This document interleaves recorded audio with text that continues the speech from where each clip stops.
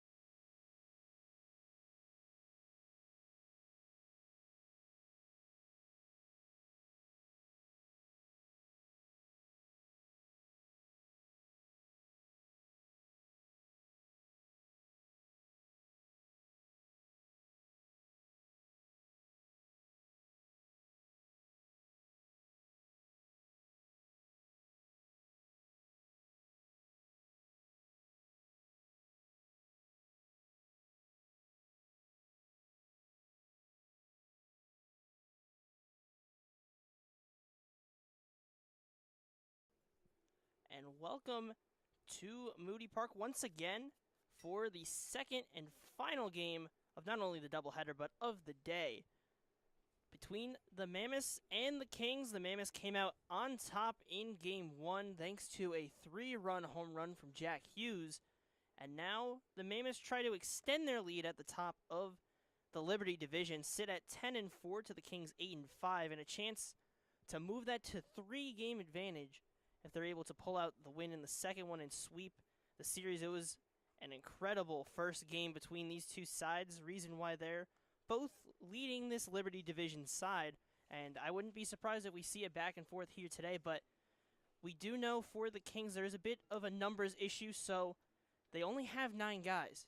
They're going to have to hit their pitcher. They have him in a pitch DH role, and they're going to have to face off against the starter of Cal Chase, who will start this game for the Mammoths. And his job is going to be the same as the other starters and relievers in the first go, is to try and get as much length as you can. So far this year, Cal Chase, 2 games, both started, 2-0 record, 9 innings pitched, 10 hits, 4 earned runs, 5 walks, and 4 Ks, good for a 4 ERA. We'll take you through the field. For the Mercer Mammoths, you have Q Williams at second. To his right is to his left rather is Jack Hughes playing first. The left side of the infield, you have Brandon Lull and Applegate at short. In left to right for the outfield, Slade Harrell. Center field, Will Burkhall will slide out, and Zanichi Steve will stand in right field. Joel Bonner, the DH, and Nick Garbusian, the EH. And the Kings will step up. It'll be Sean Heffernan to lead off for the Kings. For the Kings, got to get the bats going early. That's step 1. Step 2, quality pitching. Not exactly sure where the offensive production is going to be, as the Kings guys that are kind of in this lineup are some of the guys that have kind of struggled a little bit, missing some crucial pieces offensively. So It's got to be lockdown pitching. They're going to need their pitchers to be on their A game, and for the hitting, it's got to be strike early, strike fast. And the 1-0 is skied out into right center, and the play is made by Will Burkhaw. Usually see him in the infield, but for this game, we will see him manning center field, does a good job of communicating, and will make the first out. Number 12, catcher, So already a Griffin quick Clark. start for the Mammoths in their starter of Cal Chase, and it'll be the catcher of Griffin Clark to take his at-bat. Hit a home run in the first game that put it within one to lead off that 7th inning. The Kings, unfortunately, were not able to come through behind him, and they ended up falling 7-6. But still a strong performance for him, and he'll have to man behind the plate as strong as he can. But at the plate, he'll try to replicate what he did in the first one. So he'll take the 1-0 outside. 2 balls, no strikes. 1 down after the leadoff fly out to right center.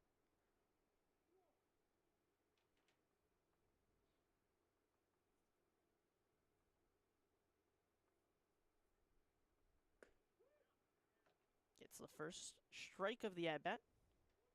2-1 now. The count will take you through the Kings lineup. Sean Heffernan, as we saw before, leading off in the box. Griffin Clark. Owen Rozzi batting third, playing right field. Will Scabona, the center fielder. Braden Ryder playing second. Frank Provenzano moves from behind the plate to third base. Tim Search will remain at first. Marco Christopher staying in left. And Nate Bott will be the starting pitcher and DH. It's hit hard on the left side. Griffin Clark will get that one into left field for a 1-out single. The Kings get a 1-out base runner, and if it's anything like the first one, they were able to get those no-out, 1-out base runners on and be aggressive early. Took a 3-0 lead in the first inning of Game 1. Can they replicate that here in Game 2?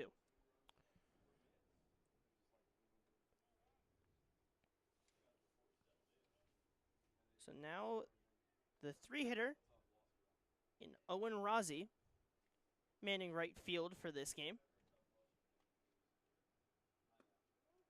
First one in the dirt, caroms away from the catcher of Gresh, but close enough to keep the runner in check.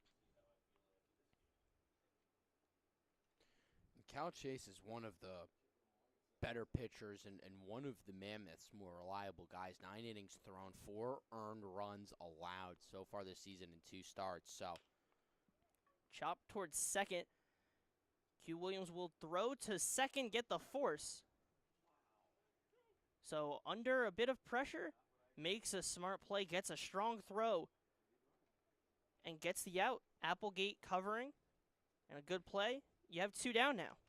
an intriguing play there and an intriguing decision to go to second base. I can understand trying to cut down the lead runner, but on a play like that where time is running out, you'd almost think that it would be an automatic going to first. But Q Williams showing off the flashy leather and the quick hands, fast hands, getting it over to second base in time for the out.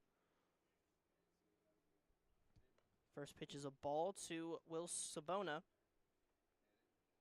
the cleanup hitter playing center field. For Scabona here, this is a big opportunity to try and keep this inning alive. The 1-0 in for a strike. You got to understand, again, the situation that you're in and how you, as a team, got to find a way to spark some offense and get some life into your dugout after what was a pretty devastating loss, thinking that you were about to cruise into a win and then the 3-run shot flipping the table and the game on its head. 1-1 fouled off to the right side.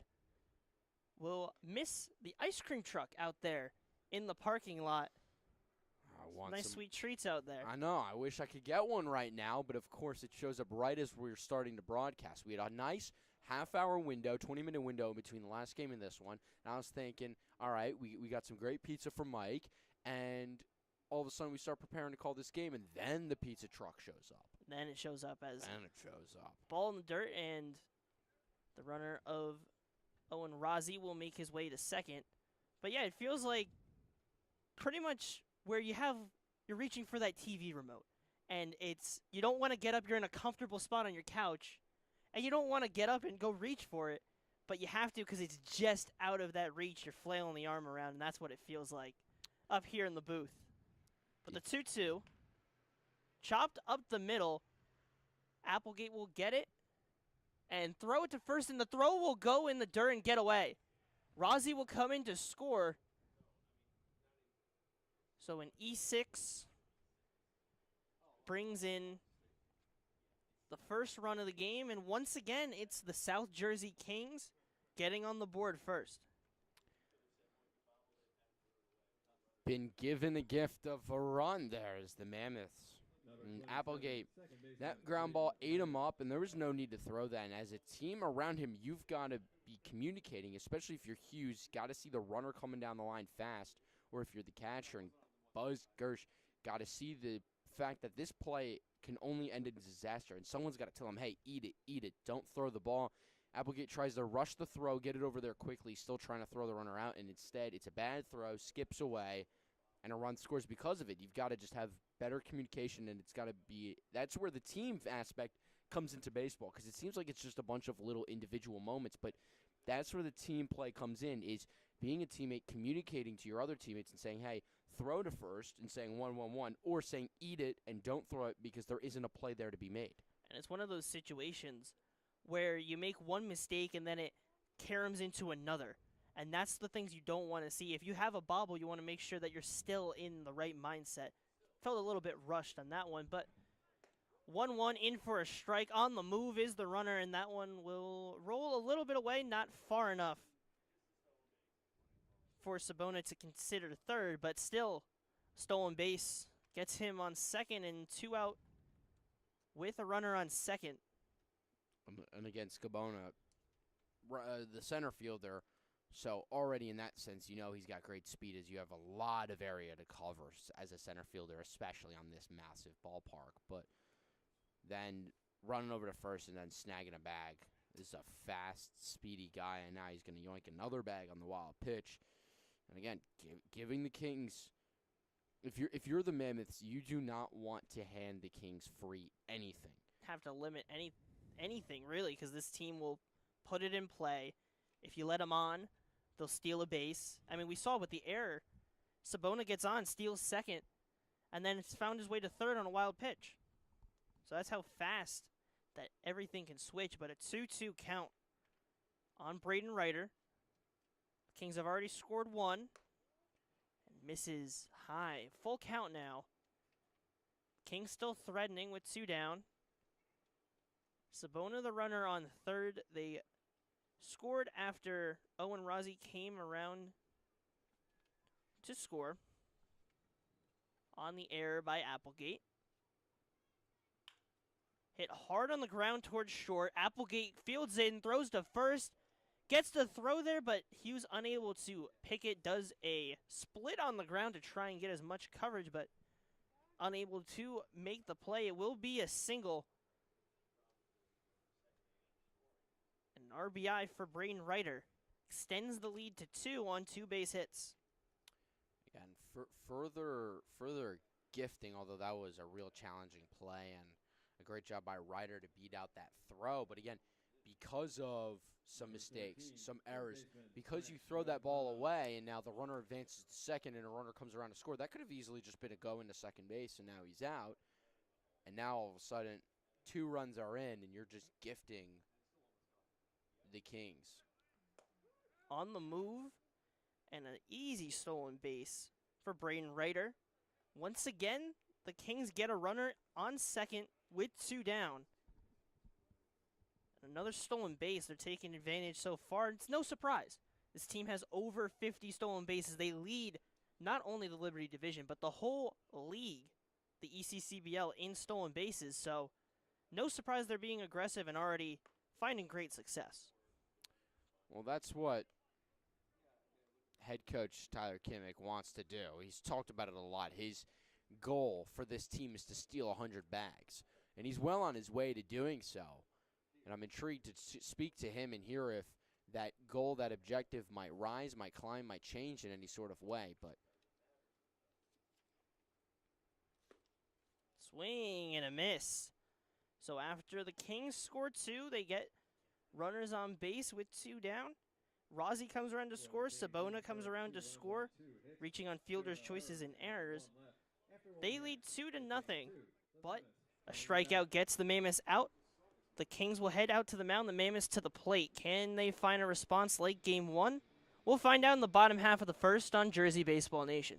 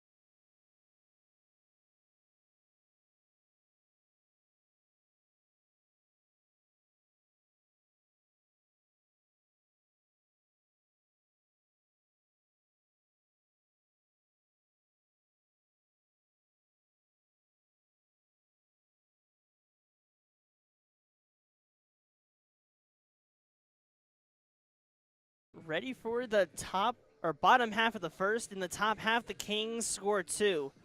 And now it will be Nate Bott on the mound to face off against the leadoff hitter of Q Williams. Nate Bott is going to be limited in how far he can go over the early parts of this summer. 3 innings is his pitch limit.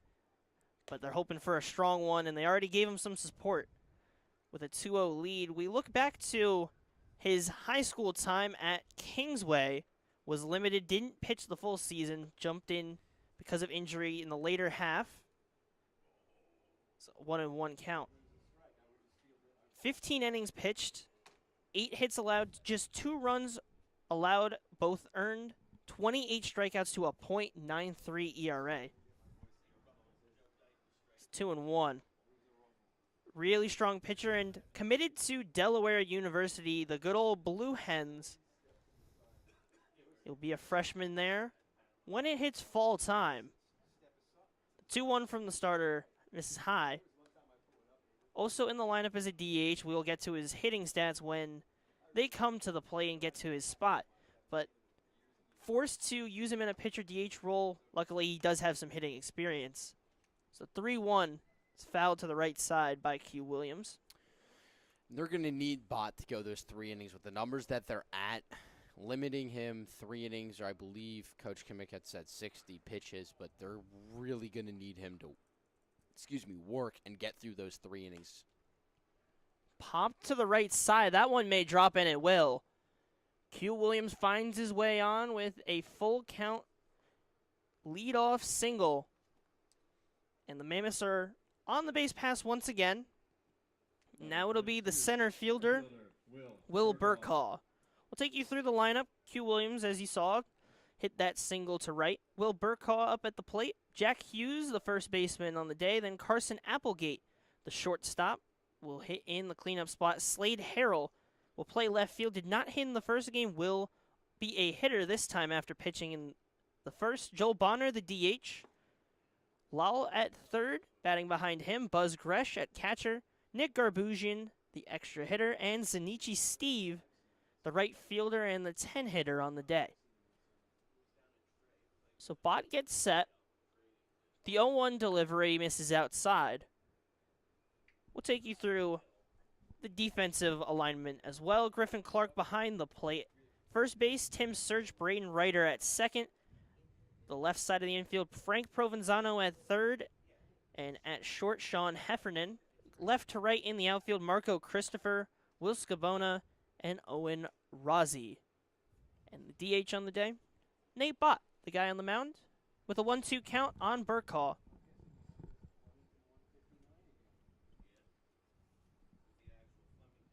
So Q Williams slowly extends his lead at first. He fakes going on the move. 1-2 pitch misses low. And that's going to be a dynamic we'll follow throughout with both these teams is the base running. Whether it be the management from the pitchers, which we saw in the first game, Nick Garbugian got a pickoff attempt and was aggressive in trying to get those runners out. And on the base pass, both sides being as aggressive as they can be.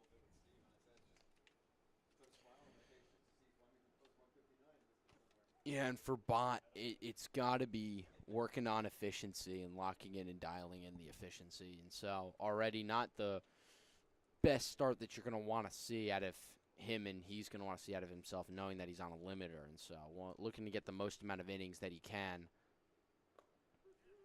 Check swing, and they say he goes. A strikeout for Nate Bott gets the first out of the inning.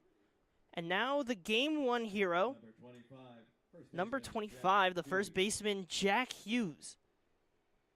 In that bottom of the 6th inning, when the Mammoths trailed by 1, or trailed by 2, rather, Hughes, with 2 guys on, launched a 3-run homer over the left center wall.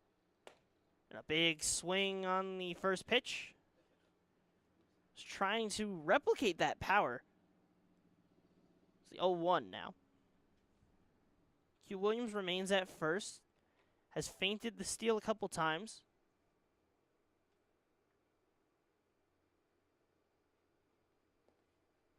Misses in the dirt.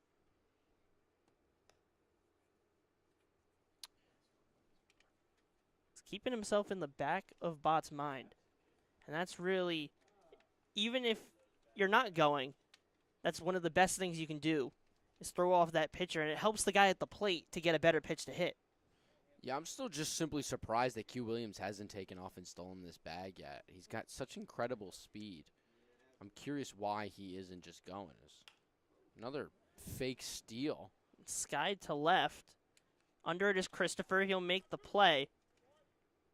That'll be the second out of the inning. Q Williams will head back to first. I guess maybe he just wants his teammates to get the swings and not have to worry about him stealing, but it's just all so strange that he's not taken off and stealing in any way. So now Carson Applegate, the shortstop, hitting cleanup, will face the righty of Bott. Chop to the left side. Bott tripped a little, and it's going to be a tough play. He throws it over. Not in time.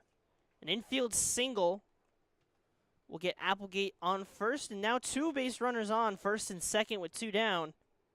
And Slade Harrell will take his first at-bats of the day after being the starter in Game 1. Escaped some jams. Can he create a jam against the Kings?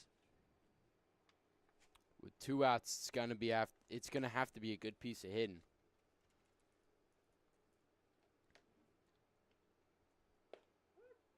First pitch taken for a strike. Harrell, when we look at his hitting stats at Mercer, he is in the JUCO portal. He hit .310 in 43 games played, 6 doubles, 3 homers, 25 RBIs, and 27 walks. So not only a prolific pitcher, but also a prolific hitter in that lefty batter's box.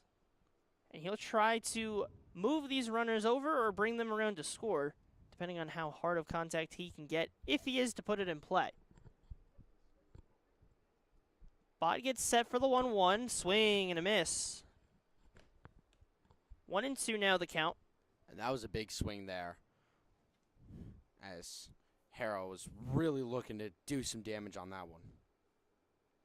Gotta stay within himself and can't be over swinging or swinging too hard, because it's gonna mess up his mechanics and lead to outs 1-2 misses low. rather than hits. You're not gonna be able to get hits if you're swinging out of your shoes. You've got to stay within yourself and stick to your mechanics, because that's what gets you to this level, is the grassroots technique that you have in your skill. The 2-2 misses outside. There's absolutely such thing as doing too much in the sport of baseball. There's such thing as overworking and trying hard, trying too hard. And you see it when a pitcher's overthrowing, trying to throw too hard, they're going to be wild. When a hitter's swinging too hard, he's going to completely miss and look like a fool. 3-2 runners on the move, and he will strike out. So Bott, despite allowing 2 runners on, will leave him stranded.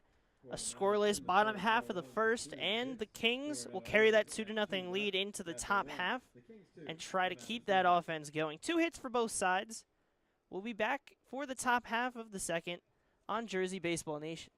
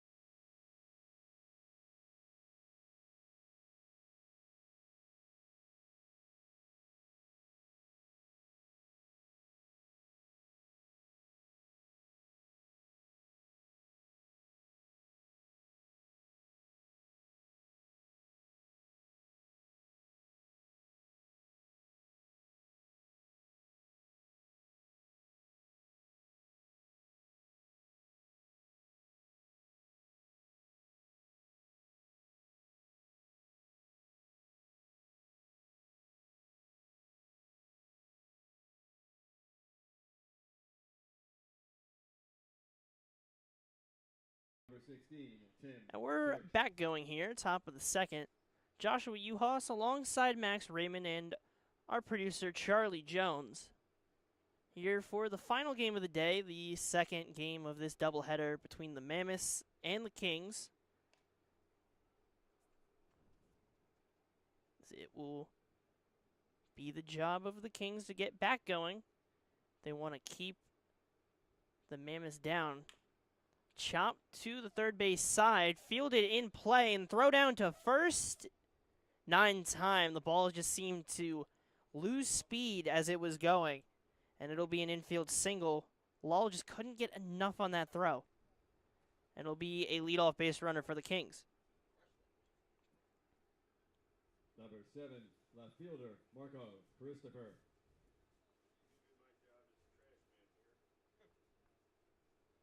So leadoff single now sets up Marco Christopher against the starter of Cal Chase. A little pickoff attempt, and we'll get back set.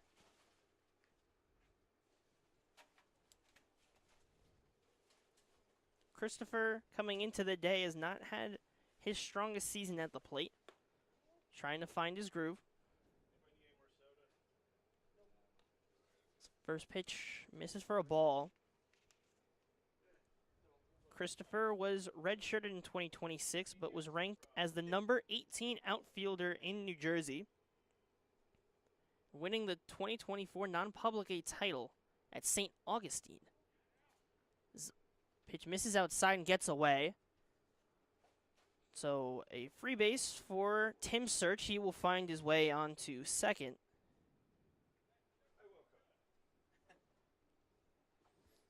Now nobody down and a runner in scoring position. The danger continues to brew for the Kings early in these games today. 2-0 misses outside. But last time in game 1, they had the advantage early, but the game got away from them, especially once the relievers started to come in. They're going to have to rely on their relief arms knowing that bot will only go 3. The 3-0. Get me over fastball. 3-1 now.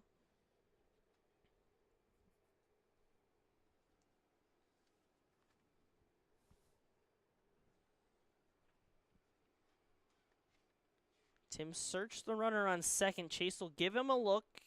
Delivered to the plate. Swing and tipped into the glove for strike 2. Full count once again.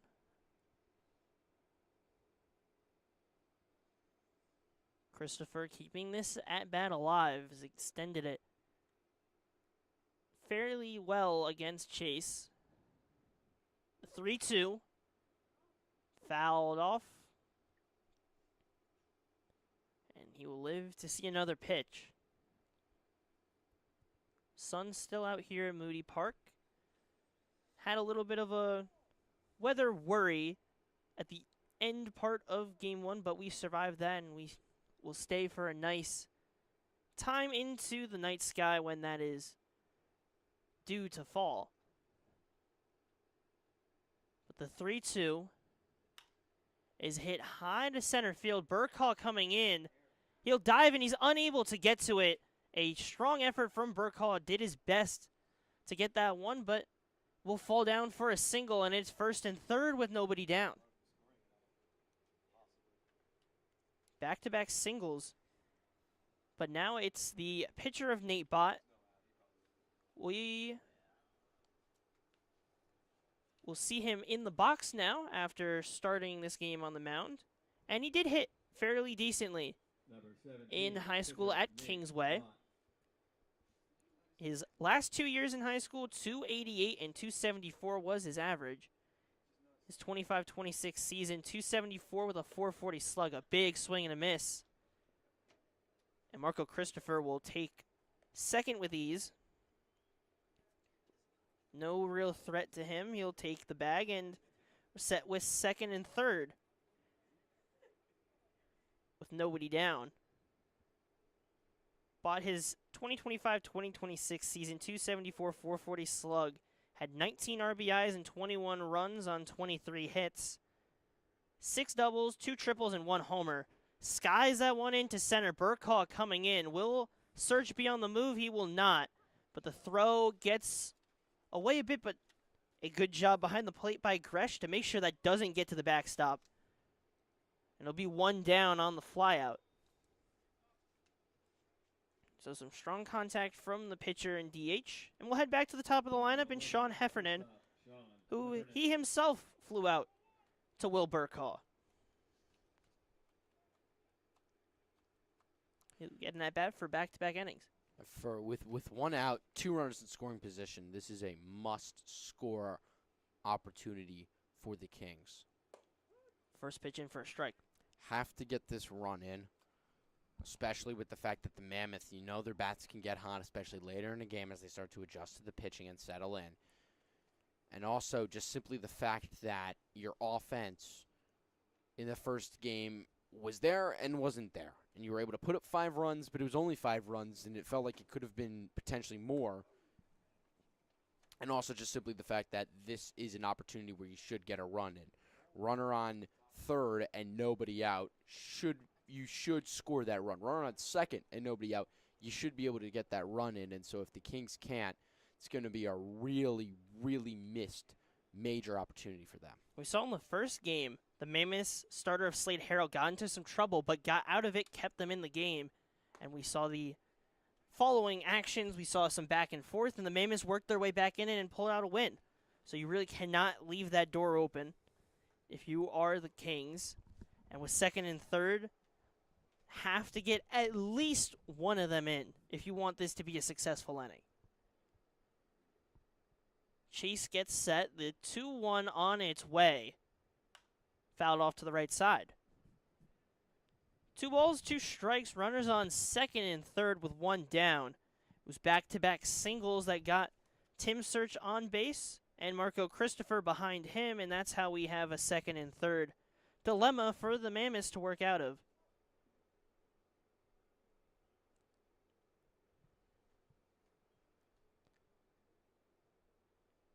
Heffernan ready in the box. Chase ready on the mound. The delivery holds back. Considered going for that breaking pitch, but holds back. So a full count now to the leadoff hitter.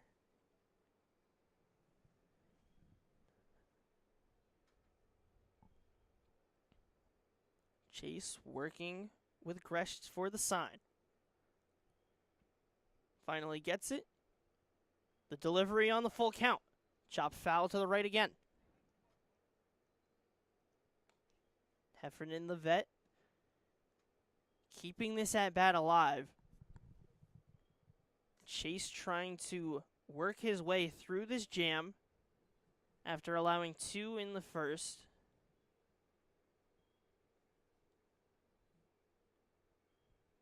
The full count once again. Misses low. Does not get the call he wanted. And Heffernan will make his way to first. So now the Kings, bases loaded, 1 down, and as if we weren't saying before, if they don't get a run in, it's not a successful inning. You get the bases loaded with 1 down. You really failed to take advantage if you don't bring those guys home. Well, now you've got the guy in Griffin Clark, though, too, who's got some conviction, has proven to be a guy that can go out there, get some outs, get some RBIs and be able to advance the runners when they are in scoring position. And so this is an opportunity for him to continue to further prove that he is that kind of a guy and show and add value and show value that he holds. So now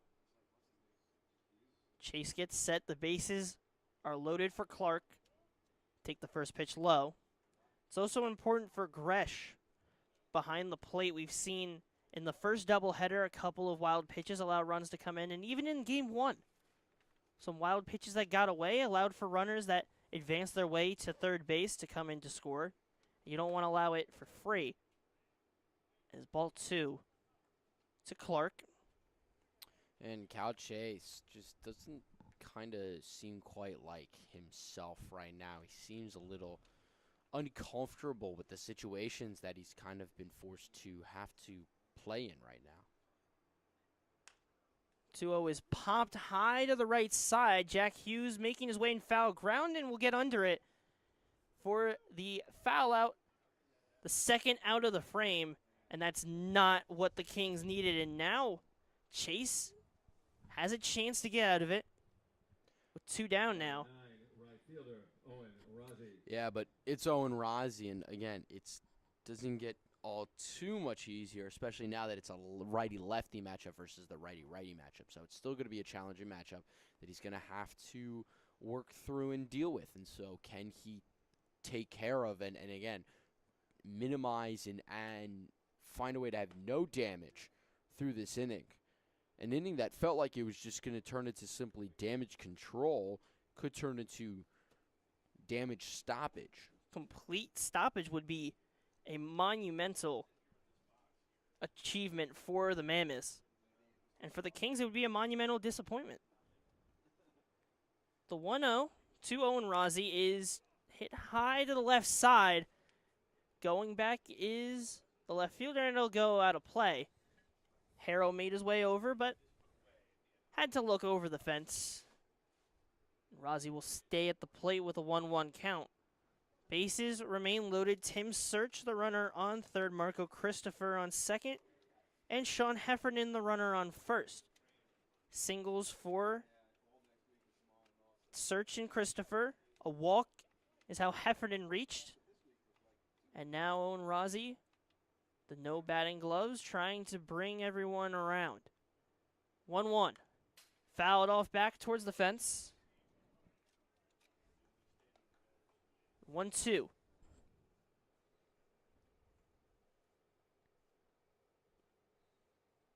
Two-strike count to Rozzi with 2 down and the bases loaded.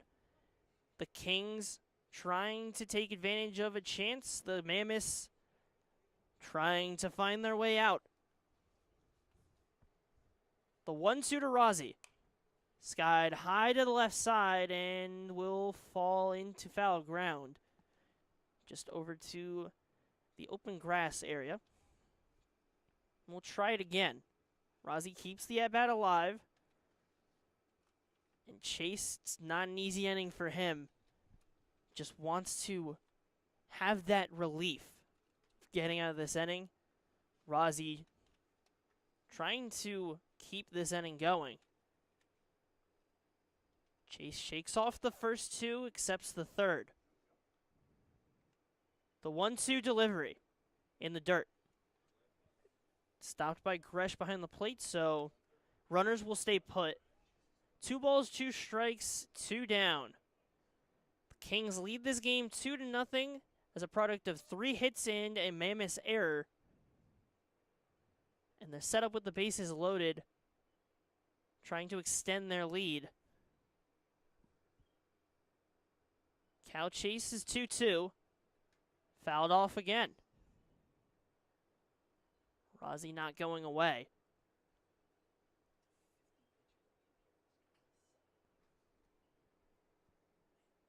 Pitch count continues to rise for Chase. Desperately trying to find the answer to escape the jam. We get set. The 2-2 inside. Could see Rozzy considering, but now all the runners on the move. With the full count and 2 down, bases are loaded. Cal Chase struggling in this second inning. Kings with a full count trying to take advantage of the opportunity. Don't want to squander it. The 3-2 from Chase. Skied high to right center. Burkhall will get under it. And the Mammoths escape another jam.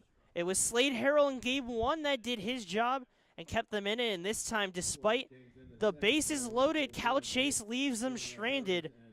And we'll head to the bottom half of the second as the Mammoths try to get their offense going on Jersey Baseball Nation.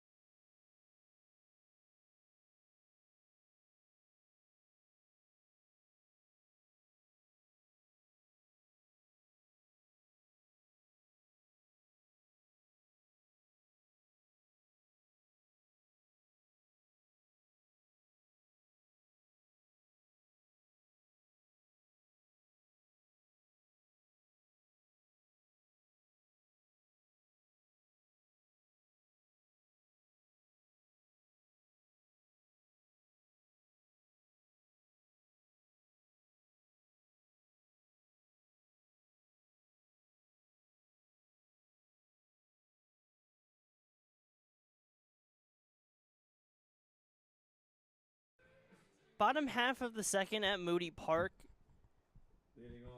The Kings leave the bases loaded, but Cal Chase finds his way through. Gets some flyouts and pop-outs and escapes a jam where he was not too comfortable, but got the answer he needed. And now Joel Bonner will step up to the plate. DH on the day. Yeah, and unfortunately for Nate Bott, it's just an opportunity to give him some more breathing room, give him a little more run support, and the Kings just miss out on it. A team that usually takes advantage of great opportunities, especially when they have to score, and they just did not take advantage of that opportunity. Joel Bonner will strike one on the ground, chop it between the first baseman and second baseman, and get on for a leadoff single. So once again, a leadoff base runner Third baseman. on by the single. It was Q Williams in that first. Now Bonner will start this inning off, and now it'll be the lefty of Lull. First pitch misses outside. Brandon Lull, one of the replacement players, as the Mammoths have suffered a couple of injuries across this season, trying to work through it, which makes it even more amazing that they stand atop of the Liberty division, surviving all these injuries, getting these replacement guys in, and they're making their mark known as well. Coach Rich Carabelli's squad has done an incredible job. It's a 3-0 count. Nate Bott has to find the zone again.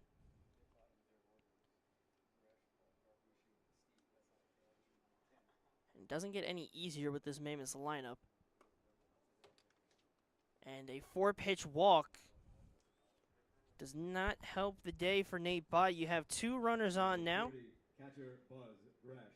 And Buzz Gresh, we saw him rope one in the left center gap in the first game. He has some serious pop to his bat. He's had a good sight for the ball today.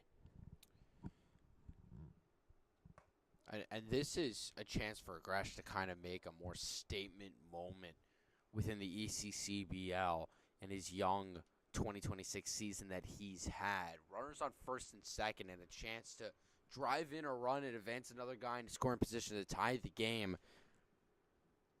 Or he could also just simply do his job as Bott's thrown 5 consecutive balls.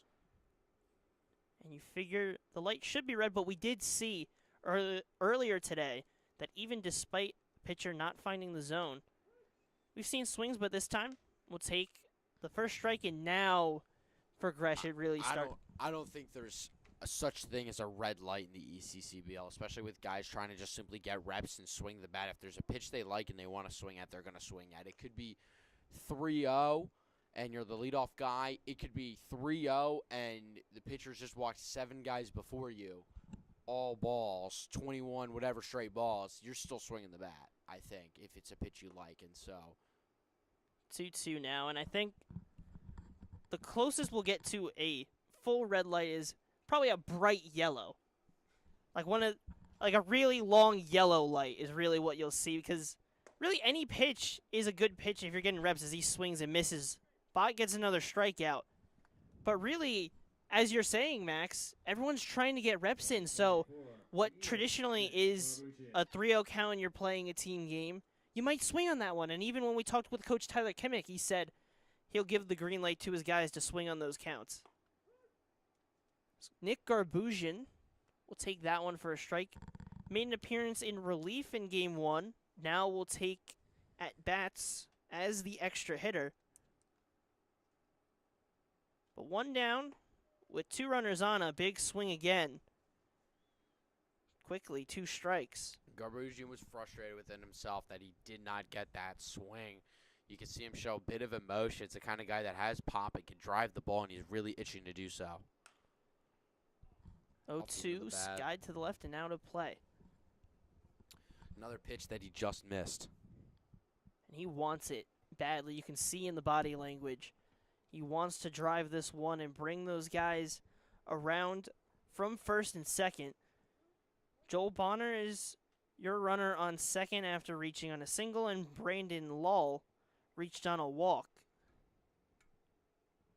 But a strikeout to Gresh and a called strike 3, back-to-back strikeouts, sets 2 outs in the frame. For Bott, that's huge, stranding this guy over on second. And doing what Cal Chase was able to do to the Kings and stranding guys on base. Now Bott has the opportunity to do the same right back at the Mammoth. And attacks the 10-hitter of Zenichi Steve with a fastball. Swing and a miss for a first strike. So 2 strikeouts in the first, both swinging. 2 strikeouts in the second, 1 swinging and 1 looking. Just misses the zone on the 1-strike pitch. We'll move to 1-1.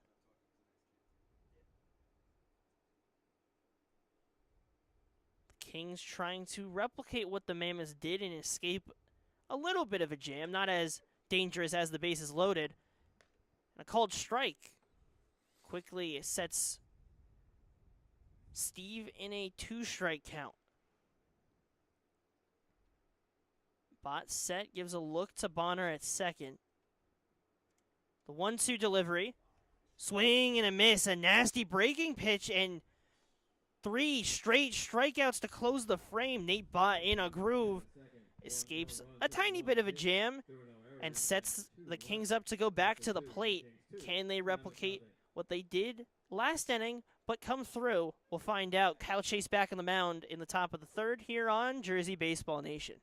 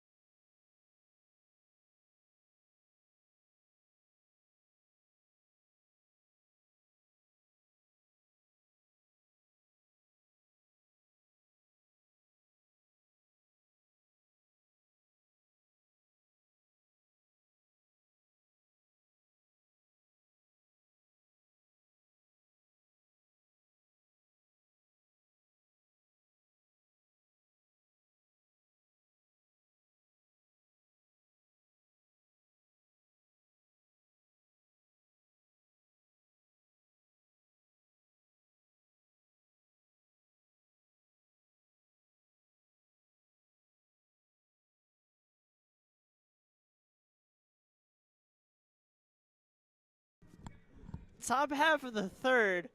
A little bit of genre swapping here. We got a kind of country bluegrass version of Gangnam Style. Not kind of. That's exactly what we just listened to. And it's a thing of beauty. I will preface that. A thing of absolute beauty. I told you and Charlie, our producer, on this one that it was. And right after, drilled to left field, Will Scabona take a hard round of first, but he will stay. So a leadoff single down that left field side.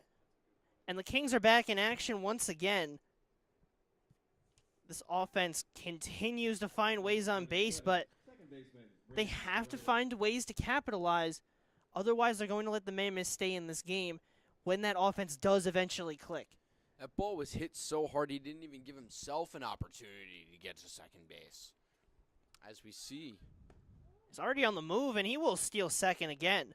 I was about to say, as we see Coach Carabelli checking into whoever it is, we'll let you know when we do, but his wing warming up out in right field. He's got an arm throwing, and it could be, Cal Chase's day could be ending quite soon. And one of the tallest guys in his bullpen and the league's bullpen, we'll get to that shortly, but grounded to third. Thrown over to first. They'll make the play. Sabona will stay at second. A ground out for Braden Ryder. But back to the Mammoths bullpen. It is the tall reliever of Mateo Menino, who's warming up in that pen.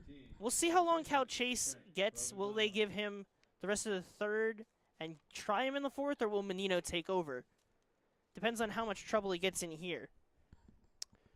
Menino's another sound guy who's come in and shut down in a couple of innings, and so he's done some great work. We'll give you his numbers if and when he does come in, but for Cal Chase, this could also just simply be Coach Carabelli putting on pressure.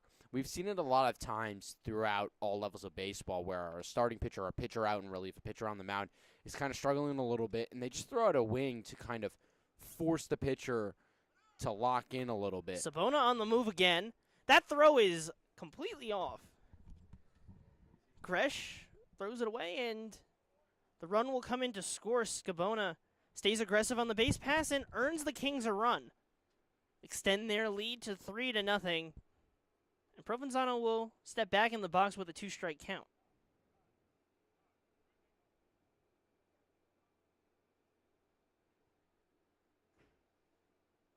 Coach Tyler Kimmick will have a talk with his third baseman in game 2. Get a little bit of a strategy. And with Carabelli, it's one of those things you kind of do both things. What you mentioned of putting the pressure on your starter, but also getting your next guy warmed up. It does twofold. Gives you both. And the hope for him is that Cal Chase is able to settle it down. But for Coach Tyler Kimmick, you hope that you can take advantage of Chase while he's on the mound, while you have him flustered. But a 2-strike count on the third baseman. Chase's delivery. Breaking pitch swung on and missed. So a strikeout for Cal Chase marks the second out of the frame, and after Number 16, the first baseman. leadoff hit from Scabona, despite him coming around, back-to-back outs. Just a beautiful breaker in there. Dazzling pitch. Just moves so incredibly gracefully. It's just an absolute beauty to watch. First pitch blows it by Tim Search. A single in that second inning, was stranded at third when they left the bases loaded.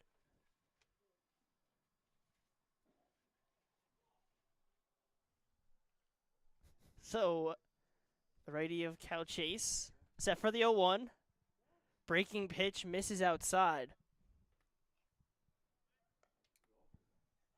1-1.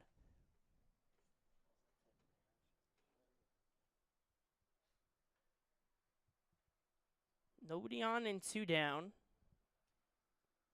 The first baseman of Search will sky this one high to right field.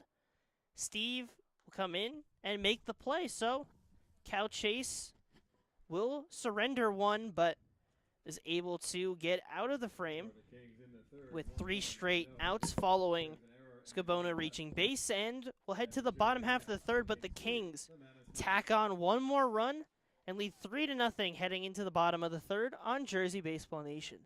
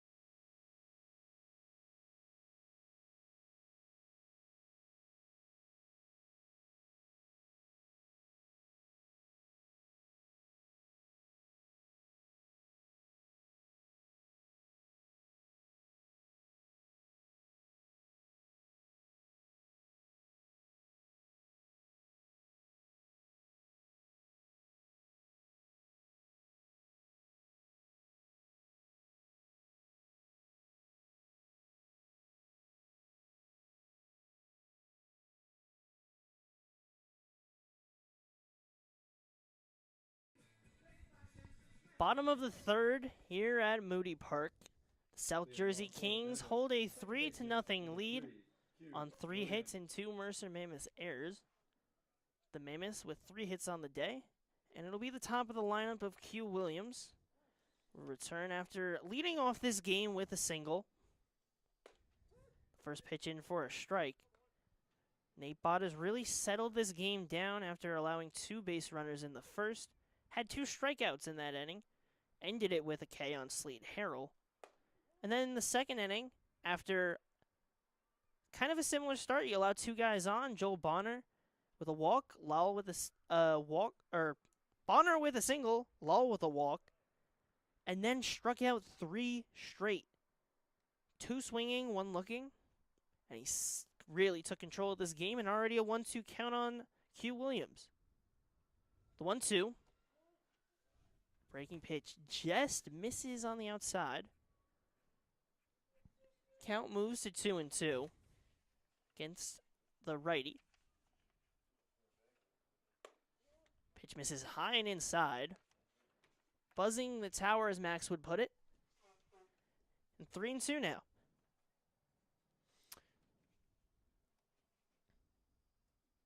The full count delivery. Misses low, so after getting the count 1-2, loses Q Williams, and he'll find his way back onto first to lead off another inning. That's just simply a leadoff hitter doing his job. You talk about guys that are able to go out and be successful ball players. They do their job, and it's the same thing across all sports. And so as a leadoff hitter, your job is to just simply get on and then use your speed to cause problems on the base paths and be a distraction. And so now Q Williams gets to do that because he's able to work his way on base. So now Will Burkall struck out his first at-bat. And a 0-1 count will send this one into center field. It'll drop in front of Will Scabona. So back-to-back base runners. Same like the last inning, but you flip the results.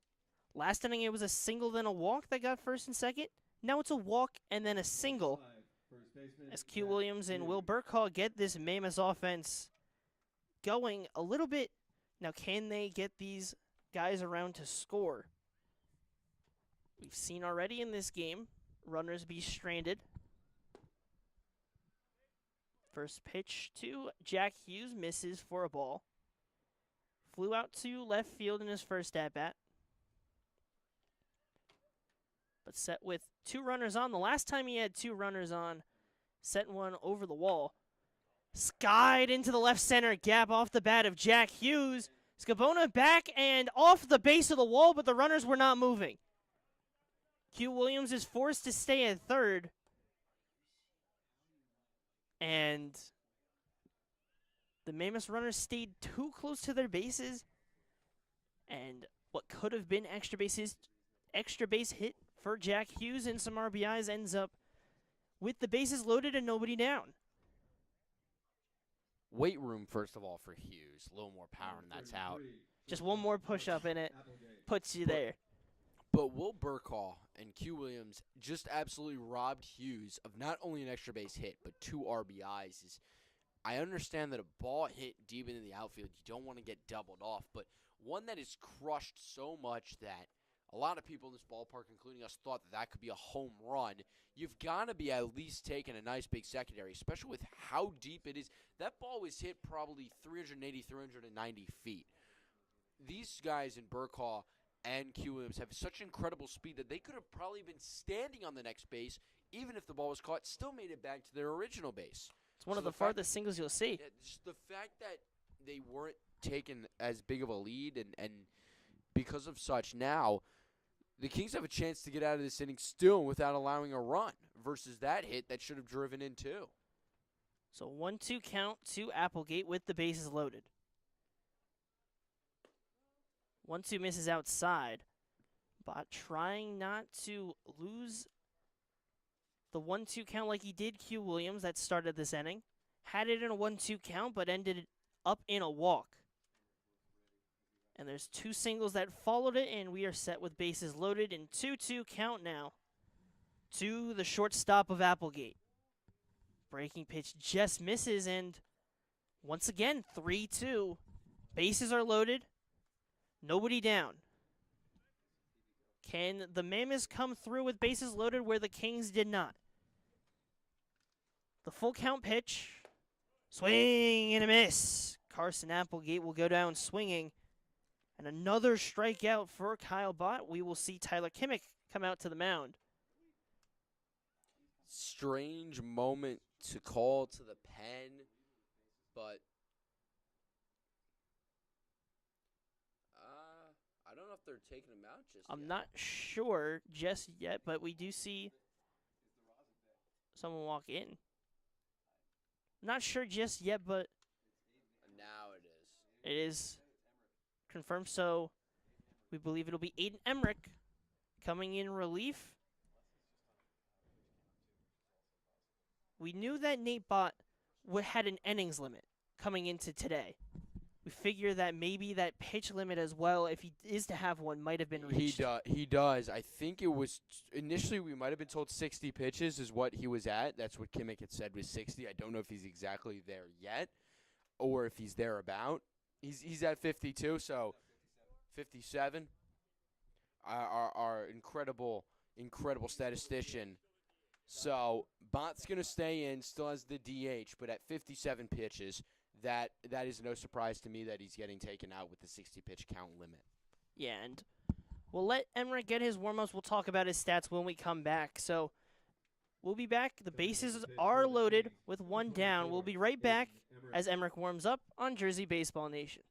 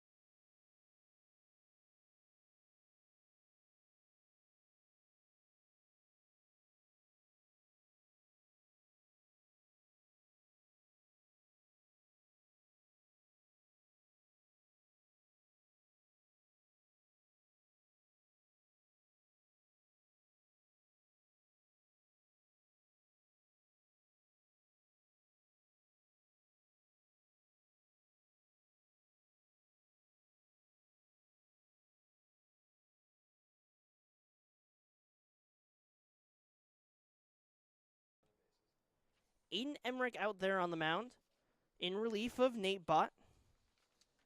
Bases are still loaded with one down, ball in the dirt, but stopped behind the plate by Griffin Clark. So for the new arm, Aiden Emmerich, Sacred Heart University, but this season, 11 appearances, or 11 and a third innings pitched, rather. Fouled off. Emmerich, one of the more reliable arms in this pen, and we'll see what he's able to do in relief of Nate Bott, who on the day, 57 pitches, so just under what we presume to be a 60-pitch limit. It was going to be either 3 innings or that 60-pitch mark, as misses outside for a ball. He goes 2 1/3 innings, 5 hits allowed, 2 walks, and 6 strikeouts. But all these runners on base will be tasked to him if Emmerich is not able to escape the jam. But a swing and a miss from Slade Harrell sets up a 2-2 count. For Emmerich, this is as high leverage of a situation as you can almost possibly be in as a reliever. And so coming out pumping strikes really crucial for him to be able to try to find a way out of it. 2-2 just misses. That was close. That was a close tough 1.5. take. Really challenging one to give a look at, but Harrell stays composed. And we will see a full count now. The 3-2. Swing and a miss. Slade Harrell will go down on strikes. That's back-to-back strikeouts between Bott and Emmerich. Number 34. Strikeout Harrell, and Bonner. where there was nobody down and the bases loaded. Now it's 2 down. And Joel Bonner at the plate. The first pitch, just below the zone. Emmerich this year in the ECCBL, 3 games, 2 of them started, has a 3-0 record. 14 2/3 innings pitched to a 1.84 ERA and a 1.23 WHIP. Allowed 9 hits, 4 runs, 3 of them earned. but has allowed a homer and has 4 hit by pitches and 9 walks. 2 balls, no strikes. Bases are loaded. Q Williams on third. Burkhall on second is a foul ball off the catcher. Burkhall at second and Jack Hughes on first. And you go back to that Hughes at bat, that Hughes play. How much that is hurting the Mammoths right now. It hasn't hurt him yet, but that feeling of pain and dread is going to be coming awfully soon at this rate if you're Q Williams and Burkhall. And you could feel the angst. Whether they do come through or not, still, it was stress that they did not need. So the ball count is at 2, strike count at 1. Bonner pops it high and foul. 2 balls and 2 strikes now. The righty reliever trying to escape the bases loaded jam.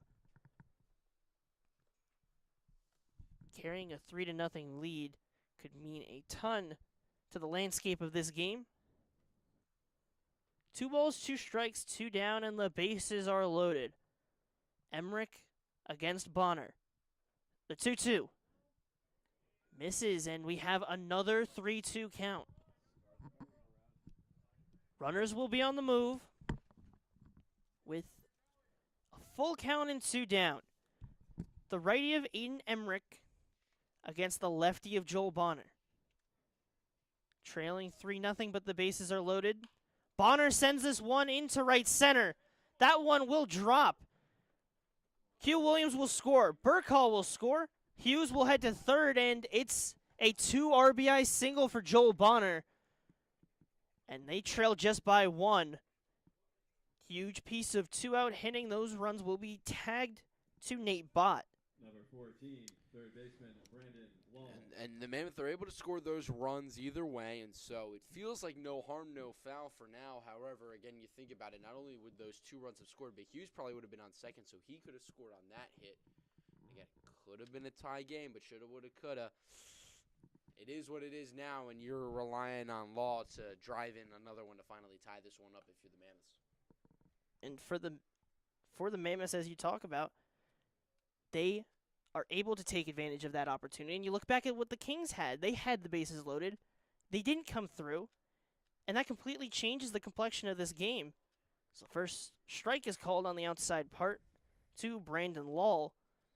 If they come through, it's a completely different situation. But now, because they didn't come through and the Mammoths did, it's a 3-2 ball game, still in their favor, but there's a runner on third and first. Count moves to another strike. So 2-1.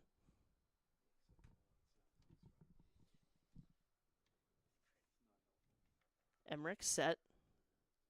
The 2-1. In for a strike.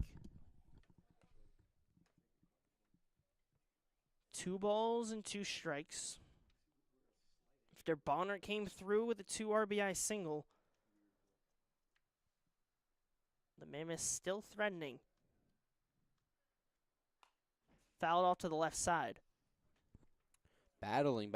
Every pitch you see as a hitter increases the likelihood and your chance of getting on base and getting a hit, or simply also being able to work a walk. So that's why battling, and that's why a coach will say, all right, battle, be a hitter.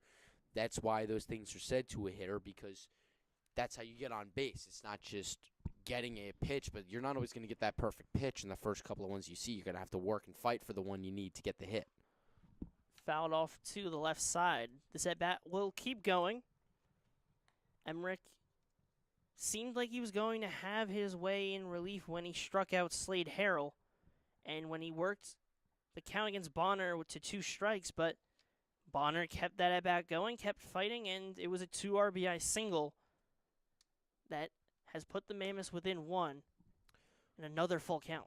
Well, that was just an exemplification of Joel Bonner and his ability to be a quality hitter and find ways to work through counts and then execute at a high level when needed. So now Brandon Lull in a full count with runners on the corners. Emmerich's 3-2, swing and a miss.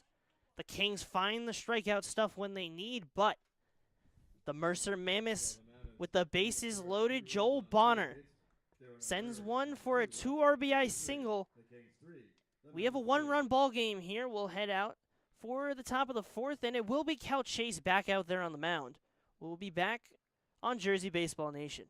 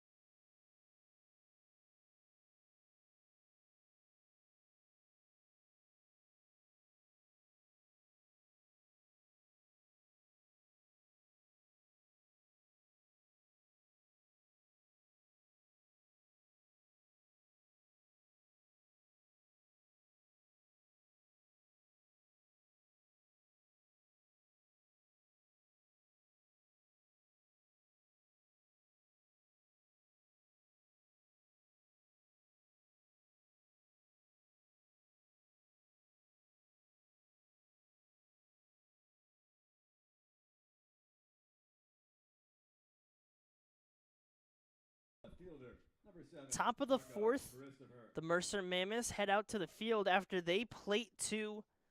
They got the bases loaded. Joel Bonner came through with a 2 RBI single, and now Cal Chase will return to the mound to start the 4th inning.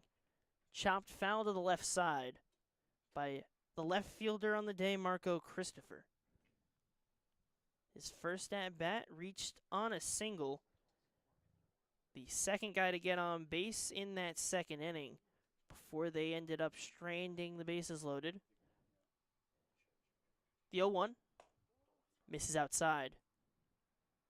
Christopher will try to get a leadoff base runner for the 3rd straight inning, if he's able to reach once again.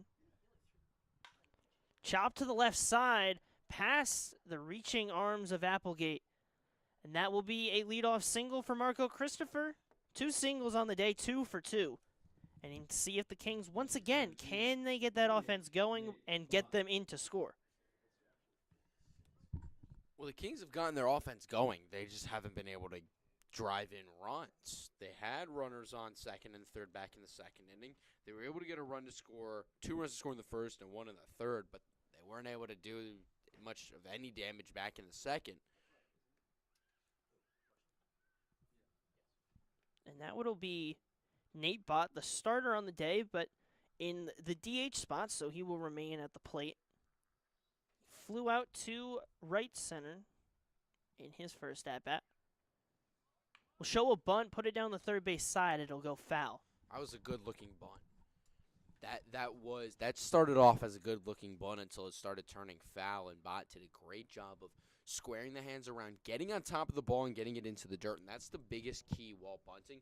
You don't want to pop it up, because when you pop it up, that's the easiest way for the defense to record an out. You want to first get it on the ground, force them to field the ball, then they've got to field it defensively and throw it to first, and usually they're on the run, and it's just hard and a tricky play to make.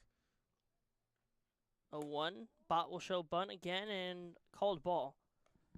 Bott a commit to Delaware, mainly for his pitching, but forced to hit today due to the numbers issue for the Kings in Game 2. I think he's committed there totally for his pitching. He's not much of a hitter. Called strike running on the play is Christopher. He will steal second. I don't think Cal Chase knew that Christopher was running to second base because he kind of just stood in the way of his catcher. A great play there by Gresh to just throw right through at the bag, but Cal Chase pulling off a little Neo Matrix dodge out of the way of that ball, nearly getting smacked in the dome. 1-2 misses high. It's good awareness from Gresh to know that his pitcher will catch on and try and get that runner at second, but Christopher had too good of a jump.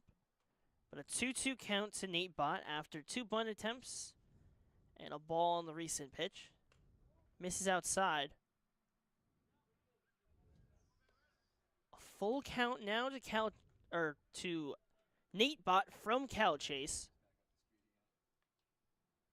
Marco Christopher, the runner on second, started this inning with a single and stolen base. Got him to second. Chase gets set.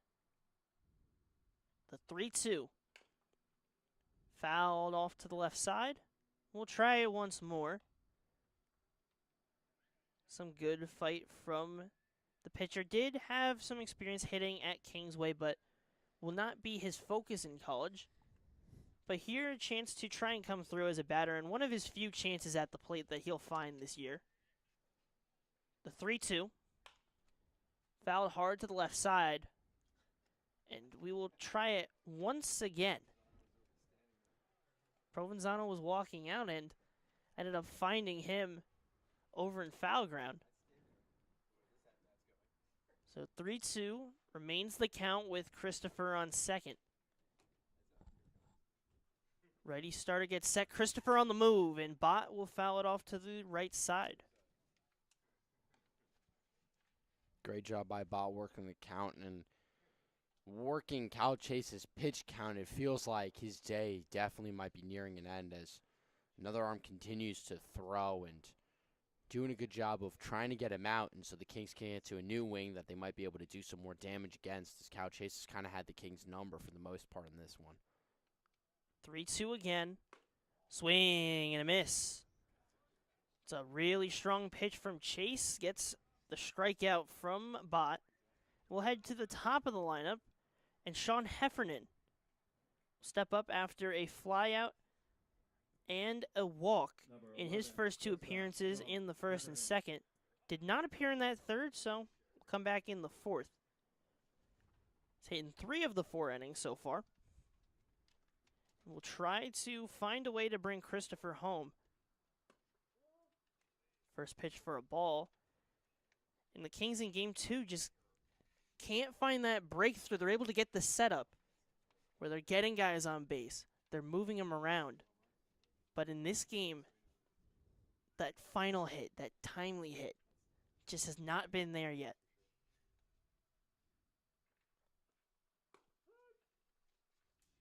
Finds the zone for a strike. Kings lead this game 3-2. They scored 2 in the first, 1 in the third, on 4 hits and 2 Mammoths errors. The Mammoths scored in that bottom of the third on 6 hits, producing those 2 runs. And on the move again is Christopher, and he'll steal third.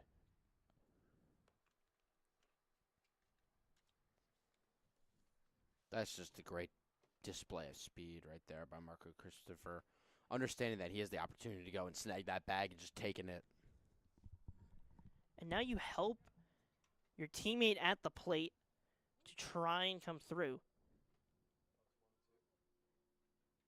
So 1-2 is the count to the shortstop of Heffernan, with Christopher now on third.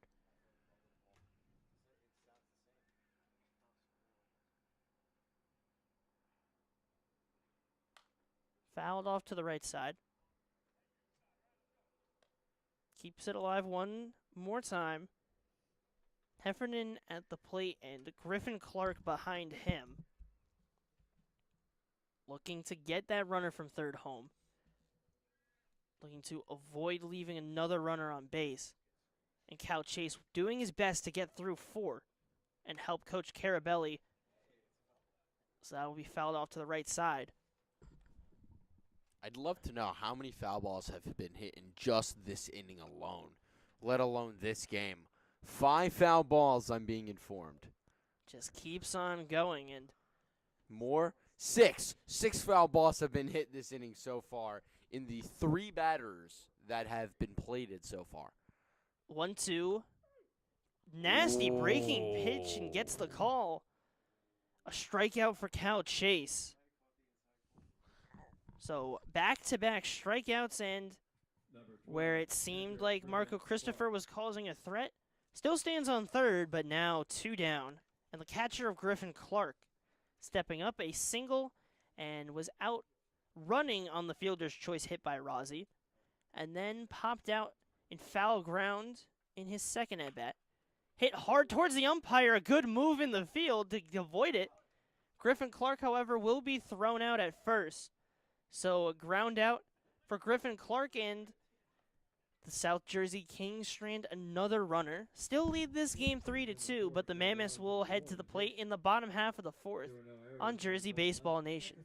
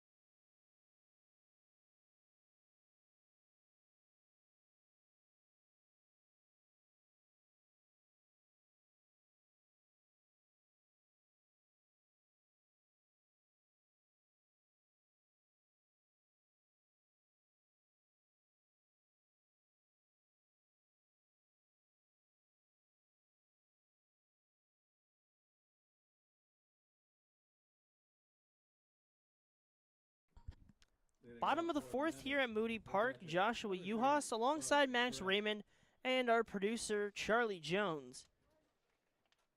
South Jersey Kings lead this game 3-2, but they once again strand runners in scoring position, strand Marco Christopher at third. And Aiden Emmerich will head back out to the mound. We've seen from this Kings pitching staff a lot of strikeout stuff. Bott in his start struck out 6. His last full inning of work, he struck out the last 3 batters he faced and then struck out 1 before he was taken out. And then Emmerich came in, struck out 2 in his relief appearance, but did allow the big 2 RBI single. And Buzz Gresh at the plate, the catcher, fouls that one off, and we have a 1-2 count. Emmerich gets set. The 1-2 delivery to Gresh.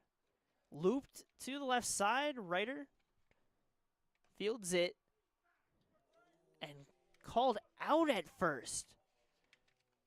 Gresh made that a close play at first. It seemed like he did beat it, but called out at first. Well, Ryder lollygagged a little bit. That was not. He thought he had it easily. He thought he had it very easy. Ryder did not take an aggressive approach that we've typically seen him do.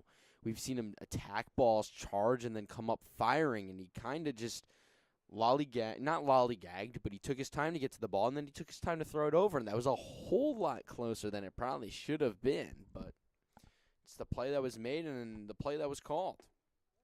It's how it goes. The umps are the lay of the land here, and what they say goes, and you're just going to have to move on to the next pitch. You can't linger on it too much, especially if you're the catcher and you've got the pitcher's emotions you've got to take care of as well as your own. Yeah, and that dynamic is always critical because when you get late in those games, if you have a good relationship with the umpire, you may just naturally, subconsciously get some help. And it's always a nice dynamic, and that's the beauty of baseball is that catcher-umpire dynamic. It's always a working relationship. It's a 3-1 count now to Nick Garbusian. So far today, struck out looking his first at-bat in the second. But with a 3-1 count here. Misses outside, so the Mammoths will get that base runner on first, but it has to come with one down instead of nobody down. And Nick Garbusian will take his spot. Zenichi Steve will step up to the plate. Struck out his first at-bat. Zenichi Steve has to be one of my more favorite names. I don't know what it is about it, but it's just the way that it comes out, the way that it rolls off. It's a prominent name. Zenichi Steve. I think the run that they have, Garbusian, Zenichi Steve, Q Williams, Will Burkall. That's a nice stretch of names right there. That I think sounds this like whole a ball team really club. has a nice mix of names when you look at the Mammoths. It's a big swing from Steve. I mean, Q Williams, Will Burkall, Carson Applegate, Slade Harrell, which Slade as a first name. That's tough. That's a tough first name. That's a tough first name. That is a really Buzz tough name. Gresh, Nick I Garbusian, love Buzz. Zenichi Steve. I love Buzz. This is the first time I've ever met a Buzz. Swing and a miss from Steve. Being a kid that grew up with Buzz Lightyear, hearing somebody with the name of Buzz is just so tough to me. Just so stern. Buzz. No, my name's Buzz. Yeah, I'm Buzz. Nice to meet you. Buzz Gresh. But now Q Williams will step up.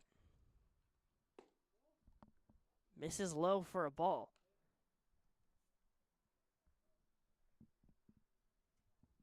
So 1-0. Garbusian, the runner on first. Emmerich delivers, and Q Williams will pop that one to right field. It will drop for a base hit. Garbusian aggressive going to third. The throw down will get to the fence and way too close for Garbusian to move anywhere, but Q Williams will find his way to second. A single, and then advances on that throw from the right fielder of Owen Rozzi. And with two down, there's runners on second and third for Will Burkall. Q Williams is just such the perfect leadoff guy, and we saw him be the leadoff guy at the scrimmage, and I understand it was a scrimmage, and Coach Carabelli was letting the guys kind of pick and choose where they were batting in the lineup, but we saw Q Williams then after that bat towards the bottom of the order, and he produced, and he was able to drive in runs and do damage and produce in that sense, but I wasn't too surprised today when all of a sudden I saw Q Williams towards the top of the lineup and at the top of the lineup, and this is exactly why. Single, walk, single. He gets on base, and then he's able to do damage with it because of his speed. He is the picturesque version of a leadoff hitter in my mind, at the very least, the guy who gets on base and has great speed. And so we're seeing it exactly today, and he's making a case for maybe why he should stay as the leadoff guy and receive the most amount of at-bats, because then he's going to be able to get on and allow the other guys behind him to get more at-bats as well in a game. And he's had a really strong day, and just in this game alone, 2 singles and a walk. Emmerich gets that in for a strike. Really, his only miscue on the day was the play with Jack Hughes where he hit it in play and was not able to come around to score. But other than that, Q Williams has been a great addition in that top of the lineup for the Mammoths. Yeah, and that wasn't even really much of a miscue. A swing and a miss from Burkall. And Emmerich will close the frame and leave some runners on base once again. Does a good job to go a scoreless frame. We will head to the top of the 5th, and Mammoths 2. Cal Chase's day will be done. We will go through his stat line and the new pitcher when we return on Jersey Baseball Nation.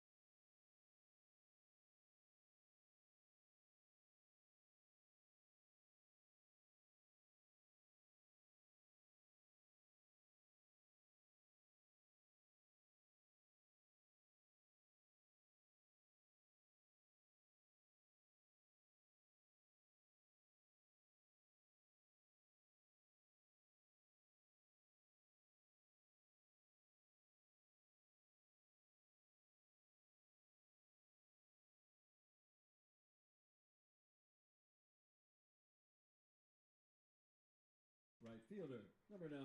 Top of the 5th here at Moody Park. The Kings strand runners for the Mammoths. They leave 2 runners on base. Garbusian was left on first, Q Williams left on second, and now Cal Chase's day is done. And it'll be Mateo Menino in relief to face Owen Rozzi. Chase's final stat line on 79 pitches, 48 of them thrown for a strike. 4 innings of work, 6 hits, 3 runs, but none of them earned. 1 walk and 4 strikeouts. And now it'll be Mateo Menino's job to keep the Mammoths within 1. Drops a nice breaking pitch for the first strike. He's got some good stuff. The lanky righty in a couple appearances in this season has been a reliable arm for Coach Carabelli. So Menino has pitched 4 games this season to a 2-0 record. His count moves to 1-2. 11 1/3 innings pitched, 14 hits allowed, just 2 runs, both of those earned. 1 hit by pitch, 1 walk, 13 strikeouts. To a 1.59 ERA and a 1.32 WHIP. He's dealing. He's got such a wacky delivery, a bigger guy, so that allows him to cut down the distance to the plate, limiting and shortening the amount of time that the hitters have to react to pitches that he throws. Plus, he's got great command and great movement. It's all the pieces and aspects of building a sound and solid pitcher. Swing and miss from Rozzi, but in the dirt, but a good job from Buzz Gresh to chase him down. Reaches the glove out and gets the tag on the drop third strike. And that is a first at bat out, a drop third strike for a strikeout. Buzz Gresh wanted that. He wanted that tag out in the worst way. He took off showing no sign of wanting to throw down to Jack Hughes over at first. He was in pure dead set determination to tag out Owen Rozzi. He was getting that out, whether he had to chase him all the way to the bag or not. He would have chased him around the base paths if he had to. We just see them running around the field as he just tries to get him, but I'm going to get you. I'm going to get you. But he's able to get the tag. And now it'll be Will Scabona with a 1-0 count. And you just get like the music behind and everything. You get a little Tom and Jerry action going. Get some Looney Tunes kind of baseball in here. Bugs Bunny doing all the work. What's Maybe up, Buzz Doc? Gresh running around. Oh, what's up, Doc? 2-0 count now. So now the lanky righty gets set, trying to find the zone again. The 2-0. Below the zone. Scabona set in a 3-0 count.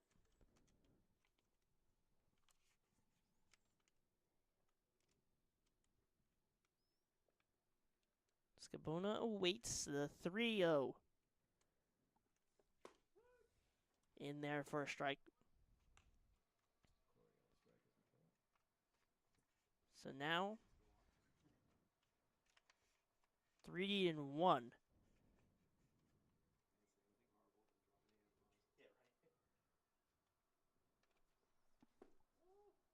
Below the zone.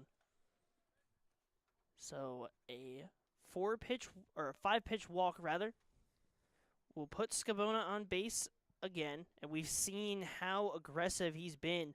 Been on base twice. First reached on an error by Applegate at short. Second at bat reached on a single. Both times he stole second. Will he steal second again? I wouldn't be surprised. The Kings always aggressive to steal bases, and Scabona today has been that guy in game 2. I would absolutely not be surprised to see him just take off running on the first pitch. He doesn't, but he gets his read on what Menino's motion is. Sometimes you'll see guys, you think they're going to go the first pitch, but really they just want to get a look at what that motion's going to be, what's that timing going to be. So Scabona, the runner, at first. And he will be on the move, but doesn't matter. He will not get that stolen base as Braden Ryder is hit in the back. And now runners on first and second for the Kings. Can they bring these runners around to score? It seems like the story of this game is, or basically the challenge for this game is, who is the next team to take advantage of runners on base? Both sides doing good jobs of producing base runners, but how can you turn those base runners into runs in the column on the scoreboard? Scabona on the move. It's a double steal. It's a hit and run. Provenzano sends that through the left side. Scabona will score. Throw gets away, but everyone will stay put. And that is an RBI single for the Kings. They extend their lead 4-2 now. Mateo Menino in a little bit of trouble. Number 16, first baseman, Tim Search. So now Tim Search on base after the RBI hit from Frank Provenzano. Menino will step off.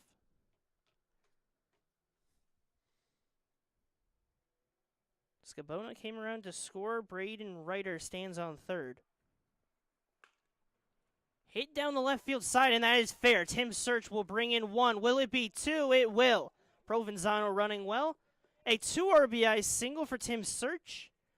And we have a 3-run top of the 5th for the South Jersey Kings. Where they may not have come through earlier, they have broken through now. yeah, no surprise to see them start to tally up the runs here in the top of the 5th. Just continuing to put them together. It felt inevitable that they were eventually going to get their offense going. It just felt like it was destined to happen. It was destined to come that this offense was going to start to break through and produce today. It was just a matter of when, not if. And that when is now.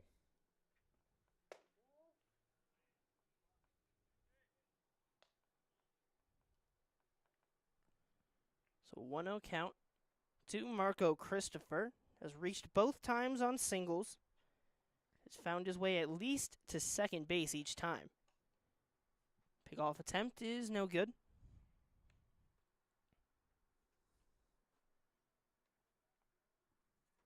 Now, the Kings continuing to try and get the offense to run and run and run. Hits off the fence, and, you know, Charlie Jones, our producer, reaching out to try and make the catch. But, you know, there's a little bit in the way, the fence and the window, unfortunately. Or maybe fortunately, depending on how Charlie Jones sees it. Nah, he would have had that ball easily. I have full faith and confidence in Charlie Jones to be able to go and make a catch and make a play on any given day. Any given Sunday, I know he's ready to make a play. Runner on the move, Tim Search. It seemed like he had it easy, but then that throw, the bounce got it some speed and made it close. A good throw from Buzz Gresh. Buzz Gresh has an absolute cannon. A play that should not have been that close at all with how Search was moving. He still gets the stolen base, but not as easy as he thought it would be. So 2-1 now to Marco Christopher. Search now on second. And that one hits him. So hit by pitch. Sets runners on first and second with one down. The Kings keep the offense moving. Just keep on moving the chains. We will have a mound visit to talk with the reliever of Mateo Menino. Not having as strong of a time getting out of trouble as Cal Chase did.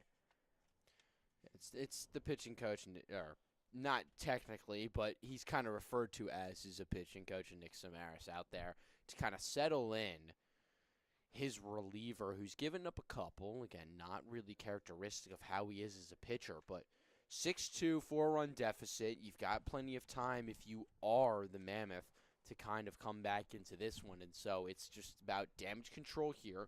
Get out of this inning and then get your bats up and get them rolling, as we saw in the first game already today. The Mammoths can bounce back and roll back and be able to produce offense and come back. It's just a matter of giving them the opportunity to stay in this game and do so. So now the pitcher of Nate Bott, we saw him show a bunt with runners on first and second. Could we see him show it again? This would definitely be a great opportunity to do so. First pitch strike. Did not show bunt.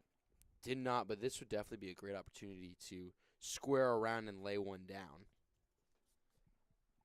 We'll see if we can get a good look.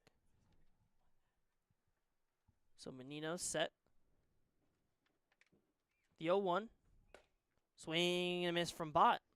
He's not bunting. He had no intention of laying down a bunt here. Those first two pitches tell it all. No intentions at all. He wants that swing. He wants to move these runners. And I'm intrigued if head coach Tyler Kimmick had spoken to him and told him go up there and swing it, or if this was his own decision. The 0-2 buzzing Heads the up. tower just over his head. Heads up. Got to stay aware. And that's why as a kid, you're always taught, get the bat down, because that one It could hit off the It bat could and hit be a off the foul ball. could hit off the bat, be a foul ball, could Or hit even off the go bat, be fair. a fair ball. But again, get that bat down. Don't want it to clunk off the bat and give the pitcher a free strike or a free out. So despite it turning night, Bott will not fall asleep with that one. Keeps him awake and takes that one for a ball. 2-2 now. Really strong at bat from the pitcher/DH. Flew out to Will Burkhaw in center and struck out his second at bat in the fourth. So 2 runners on here. Fouls it off. Fouled off a couple in his last at bat down that left field side. He's a hitter. He's out there battling. He's out there swinging. He's not. He doesn't look like a pitcher at the plate. He And he looks played like a full hitter. season with Kingsway, playing two-way there. So 2-2. Runners on first and second and one down. The pitch in the dirt. Count moves to full. Seeing a lot of those throughout this day. Guys getting in 2 strike counts. Across both sides, not just one team. Kings and Mammoths both. Getting 2 strike counts but keep the at-bat going, and we've seen a lot of 3-2 in big situations. The full count, skied high. The edge of the grass. Applegate will get it. It was called an infield fly rule, so batter was out anyways. 2 down. Yeah, runners on first and second, or first, second, and third, and less than 2 outs. Infield fly can be called and put into effect. So the ump abiding by those rules and using them to their fullest intent. That's exactly what the rule is in for, as not to cause harm to any of them. It's safety concern.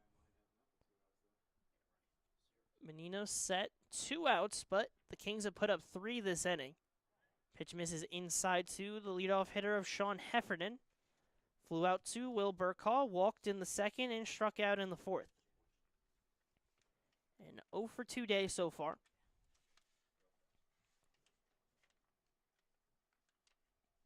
The 1-0 in the dirt. It'll get away from him. And both runners will advance. Second and third now with 2 down. What can the Kings do here? Well, what they could do is get a base hit and drive in two. That's definitely a possibility. Or this could be out number 3 to end the inning, and we head to the bottom of the 5th with the Kings having a 4-run lead. Feels like those are the only two opportunities, or I guess you could drive in Chop one. to short. Applegate coming in, takes a favorable bounce, gets set, and throws to first for the final out. Menino gets out. The Moody field works in the favor of the Mammoths that time, goes right into the flow of Applegate towards first. But not before the South Jersey Kings come through with 3 runs off of the bats of Provenzano and Tim Search. They carry a 4-run lead into the bottom of the 5th. Stay tuned to see if the Mammoths can get the runs around to score or if the Kings can keep them at arm's reach. We'll be right back on Jersey Baseball Nation.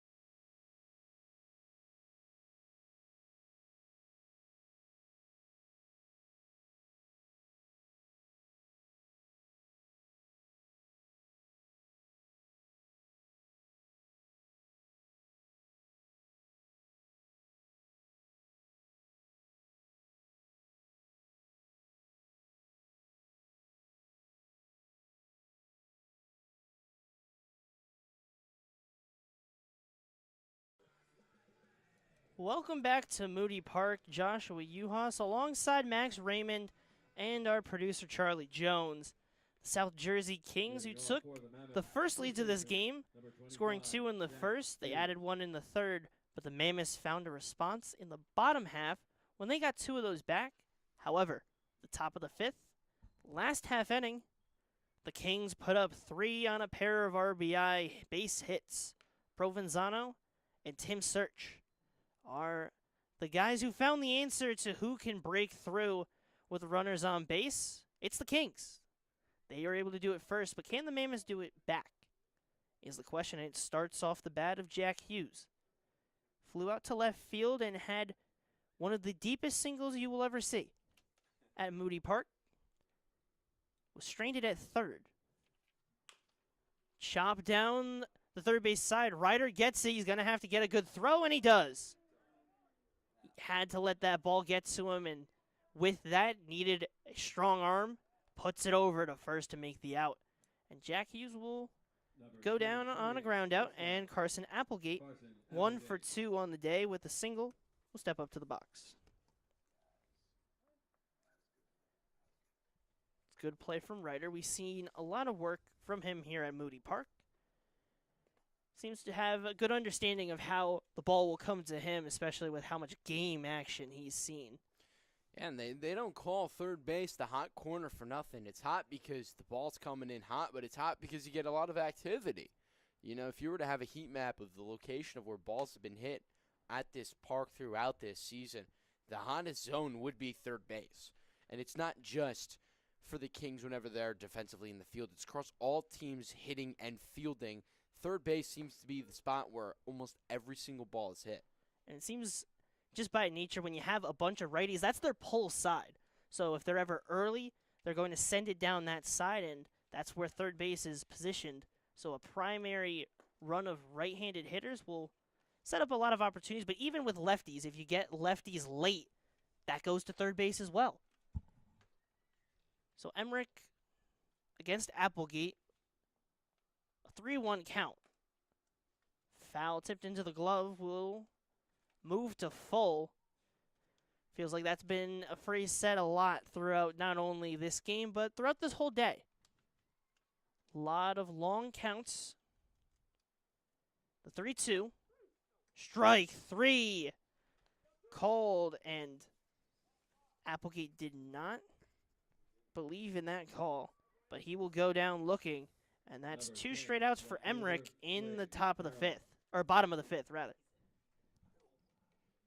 You got to be careful what you say, especially after striking out looking. Applegate straight saying no way and in clear disbelief, but you've got to be able to control your emotions. Is not only have we seen guys across all levels get thrown out of games for some of their reactions and interactions with umps following strikeouts and strike calls that they don't agree with, but you're also now more likely to have a borderline pitch that probably would have been a ball called a strike against you because of you acting out and showing off the ump. So 1-1 count to Harrell. Misses outside. 2-1 now. And it's always a tricky dynamic as a hitter because you always feel like you saw it the whole way. And then when the call doesn't go your way, it's sometimes hard in that split moment to not have a reaction. And he had a fair one. Just says no way, walks away, and moves on. And now Harrell in a 3-1 count. Emmerich will get set. Takes a deep breath and delivers. Misses inside, though. Slade Harrell will reach on a walk. And now steps up Number 34, the big bat earlier. Joel Bonner came through with a 2 RBI single, but since then the Kings have added on 3. So what brought them within 1, now they trail by 4. It's going to need a big hit again if they want to inch their way back here. First pitch misses for a ball. Two teams have gone back and forth. That first game felt like the Kings had control, then the Mammoths would drop a 2-run inning. The Kings would drop it back, and they'd go back and forth. This game a little different. The Kings dropped runs early. The Mammoths gave a response, but then the Kings punched right back. Gotta have that, especially if you want to be a top-end team in the league. You gotta be able to have that bounce-back ability. 2-0. Hit high to center field. Under it is Scabona. He'll make the play for the final out of the inning. Emmerich works another scoreless frame and doing a strong job in relief. He struts off. The Kings carry the 6-2 lead into the top half. Will they be able to extend it? Find out when we return on Jersey Baseball Nation.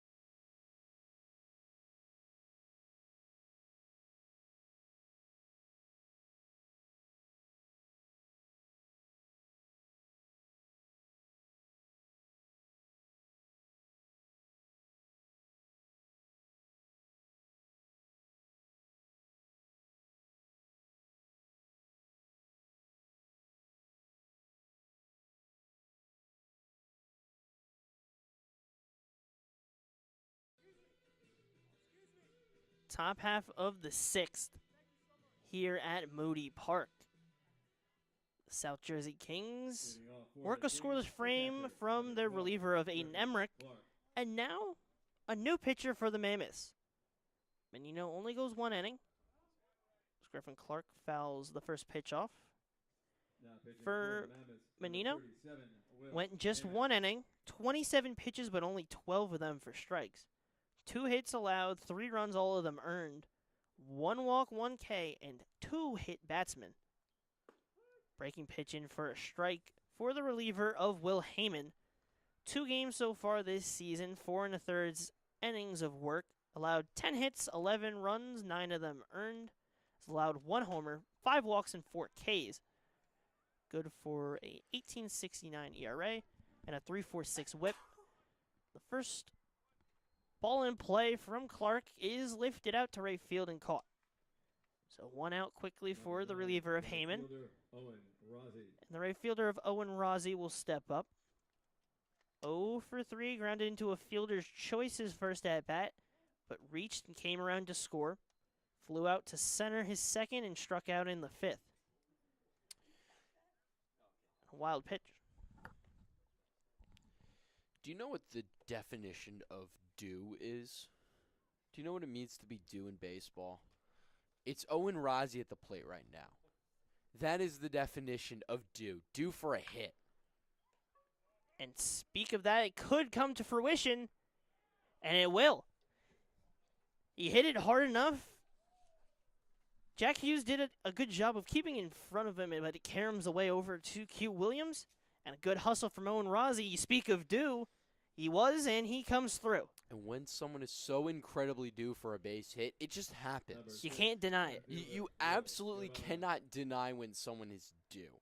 And what I mean by when someone is due, for those of you who aren't as big baseball fans, it simply means that they are a hitter who's so good at hitting and it's just in a slump and is in a stretch of at-bats and plate appearances where they haven't gotten a hit, that it just feels like it is inevitable that they will get a hit soon, if not in the near future. And that was it right there. Owen Rossi was 0 for 3 and is a hitter who bats towards the 300s, 250 to 300s, which is 1 for 4 to 1 for 3, and so he's just simply due. And Rossi now stands on first in his earned spot that he worked himself to. Hit it hard and beat it at first, and he's on the move. Called a ball, so it'll move to 3-0. Didn't even decide to slide, but luckily, the ball got away from Q Williams, and he's in with a stolen base. Intriguing decision not to slide there, but Listen, he was due for that stolen base. He didn't need to slide. But a 3-0 count to Scabona, it may not matter.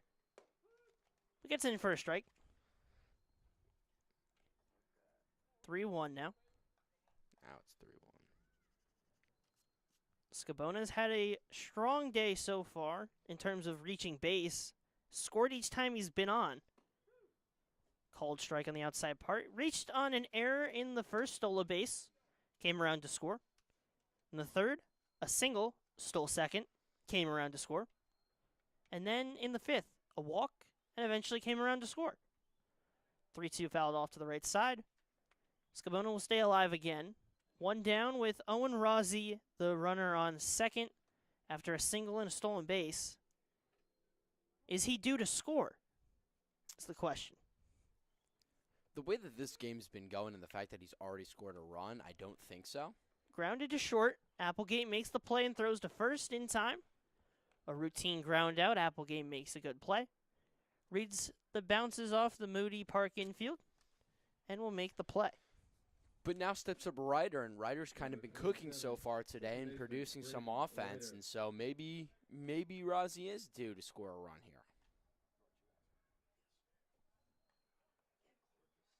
So Braden Ryder, righty in the batter's box. Owen Rossi standing on third. Lifted out to center field. Burkhaw under it. Not entirely sure why Rossi was waiting on the bag. It was 2 down, but catch is made. The inning is over. And they hold the Kings scoreless in the top half. The Mammoths need to get at least a run or 2 in the bottom half if they want any chance. But you do never know. It is the ECCBL at Moody Park. But Stay tuned for the bottom half of the 6th. The South Jersey Kings will go back out. The Mammoths will go at the plate. Stay tuned on Jersey Baseball Nation.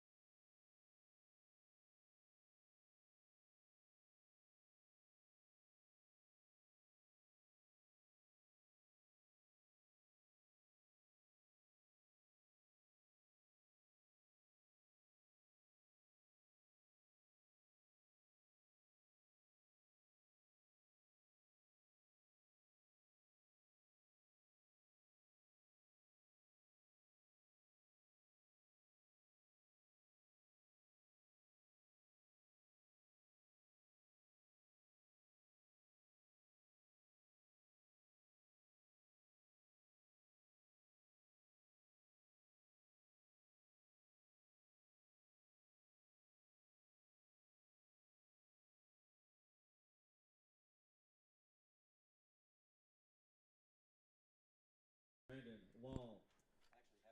The third baseman of Brandon Lull will start the inning for the Mammoths against the reliever of Aiden Emmerich, who remains out there for another inning of work. Emmerich came in for the starter of Nate Bott, who went 2 1/3. Since then, it's been Emmerich's game to work with. You figure for Tyler Kimmick, that was always the plan, with the inning count and the pitch count, and Emmerich being kind of a starter, just treat it as a start instead of a relief appearance. Lol, I thought this was I don't know. When did Law come into the game to play third base for I don't know? Lowell replaces I don't know, and on deck is the catcher of today. Good old Abbott and Costello, who's on first bit. Love me. Gotta love It's a classic. 3-0 in for a strike.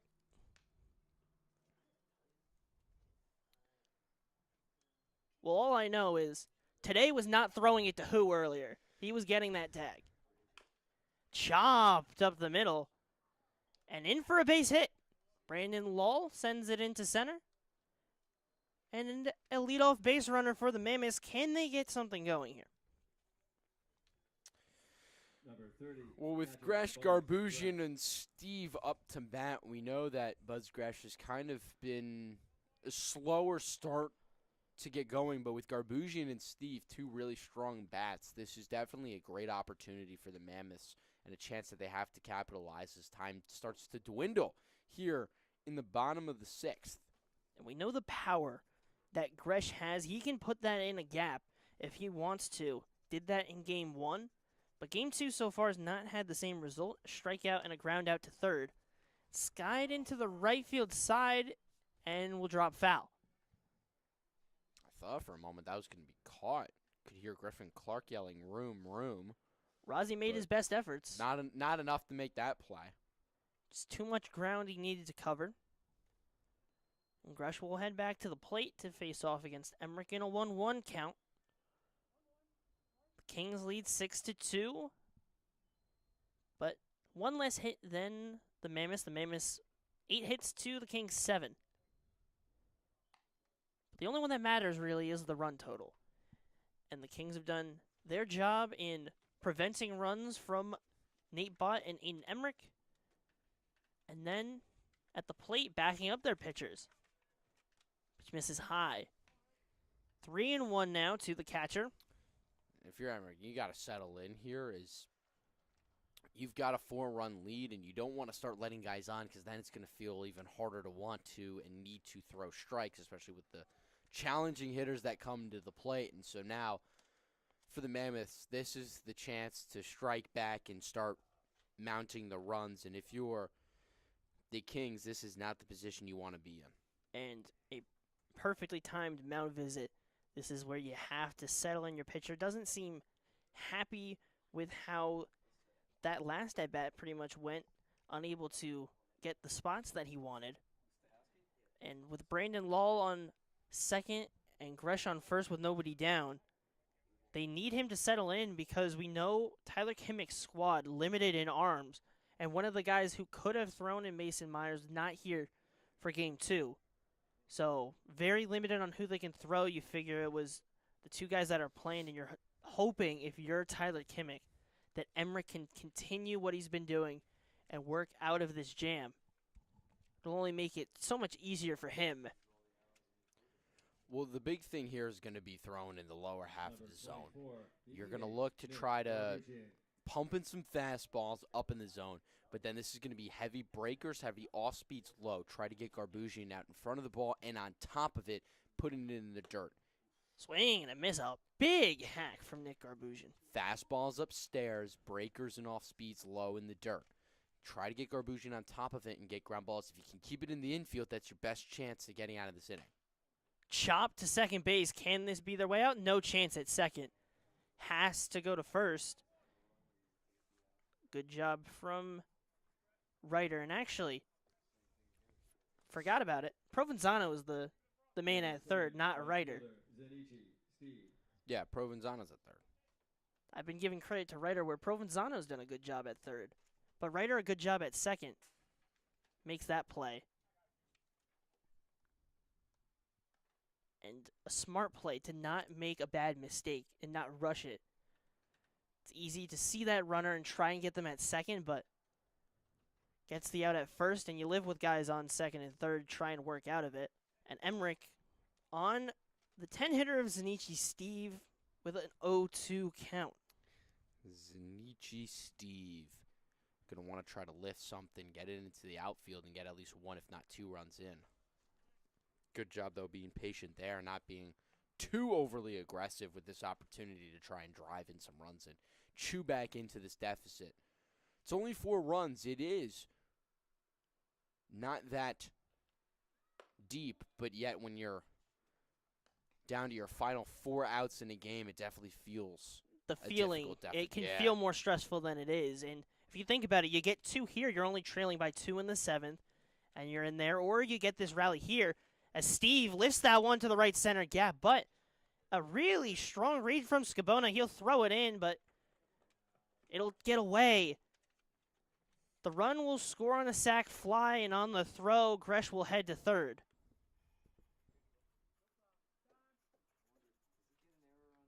So cut the deficit to 3.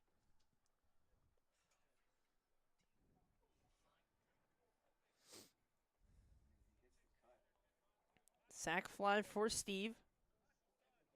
Gresh finds his way to third.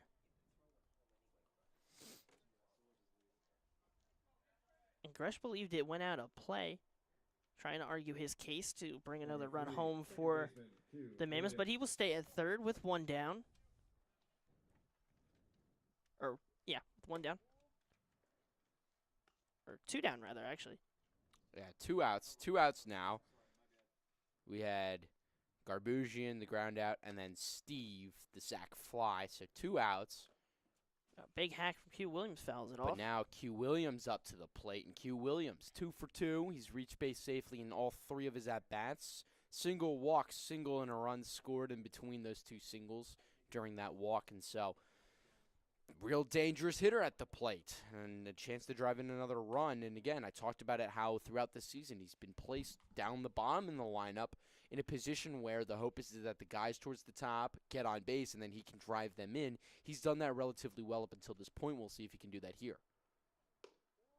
Misses high, and it only makes your job easier in the 7th if you can add on another one here and Q Williams is the guy today to get on base. He's 2 for 2. If you count just getting on base in total, 3 for 3 and make that 4 for 4 in terms of getting on base. Every time he stepped up in game 2, he has reached base.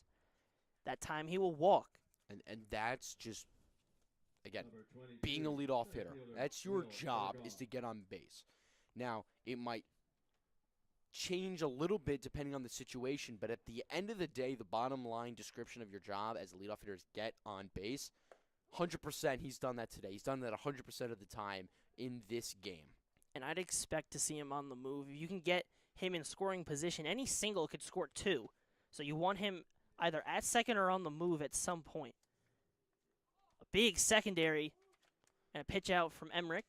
Trying to cause a distraction over there. Try and calls him to balk, because a lot of times when they hear step off, step off, step off, they'll step off immediately and sometimes can get you out of rhythm. The 1-1 now. No run. Burke Hall will ground it to second. Ryder throws it to first. And man, the Kings and Aiden Emmerich escape a jam once again. An incredible job from this Kings staff. There was an error and 2 Goes to the bats to try and extend this lead if they are able to in the top of the 7th. Stay tuned on Jersey Baseball Nation to see if that happens.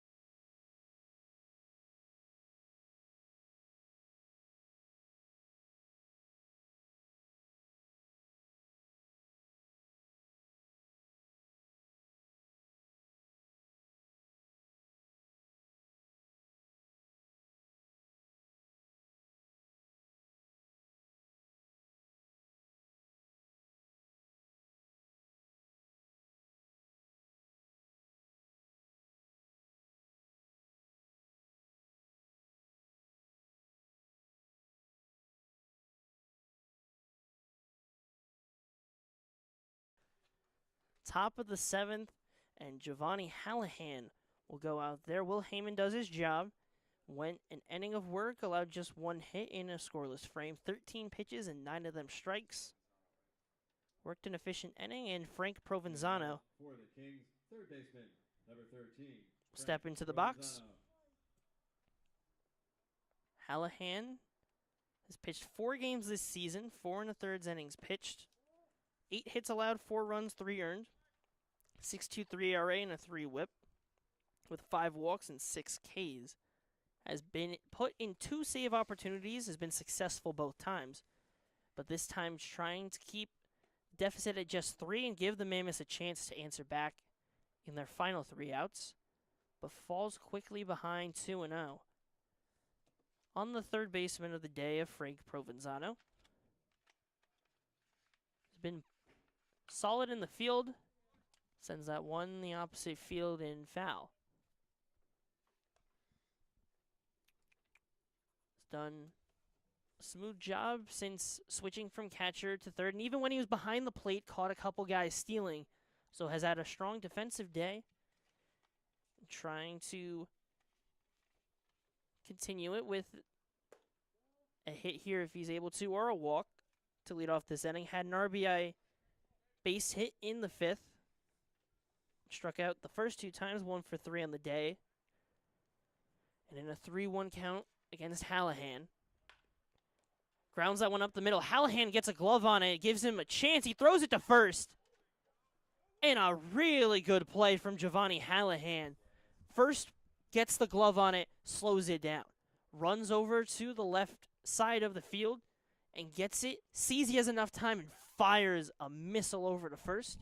And what seemed like a ball destined to be an infield single or a single up the middle ends with an out. Josh, I gotta admit something. I don't know if I'm allowed to say this, but because I'm supposed to be impartial, but I think Giovanni Hallahan might be my favorite pitcher to watch because watching him reminds me so much of the great Clayton Kershaw. See the hands go up, hands come down, he comes set, exactly like the Dodger legend would. And just reminds me so much of him, and so because of such, I just love whenever we get to see him pitch. And so I know I'm supposed to be impartial, but I just somehow find a way to love and enjoy whenever he's out there on the mound. You know, it's not hard to search for greatness, and you find it sometimes in different ways, and you see the inspiration of the greats all around. The Kershaw style stuff, and you see batting stances across any league. Anyone styles their stance off someone they like. As Burkhaw hits it to center, or Burkhaw fields it in center off the flyout from Tim Search. Everyone has their inspiration. When you're one of the greats in the professional levels, it trickles down to the collegiate, high school, middle school, little leagues. Little leagues is where it starts, you know? You get your view on your favorite player, and you get that eye, and you think, I mean, for me, it was Judge. I always loved Judge, and I kind of developed my stance in a similar way because I liked what he did. Now, I can't hit like Aaron Judge. I will 100% admit that. And also, I do not have the frame that Aaron Judge has at 6'7" that he stands. Not many people have that build. Not close to that, but Everyone dreamed styles of being off that someone. Big. We all definitely walked up to a little fortune-telling machine and dreamed of being that big. But unfortunately, we did not get our wish granted, like Tom Hanks did. So now he's set with an 0-2 on Marco Christopher. Hallahan's delivery goes foul. The one thing that's interesting, though, is seeing the Kershaw-style arm up and everything from a righty. yeah, it's very different. Absolutely. But when you're such an icon and a recognizable player as Kershaw, not hard to notice. Definitely not hard to pick up and see when someone's moving in similar motion to the great Clayton Kershaw. And we are comping the motion, not skill, as Kershaw is an absolute legend, but Giovanni Hallahan works a real quick inning. And that he does. Gets the third out of the inning on a fly out to right field. 1, 2, 3 go down the Kings. And now the Mammoths head up to the plate. They trail by 3 with 3 outs remaining on their day. Can they find the answer to come back and take a win away from the Kings again? Find out when we come back on Jersey Baseball Nation.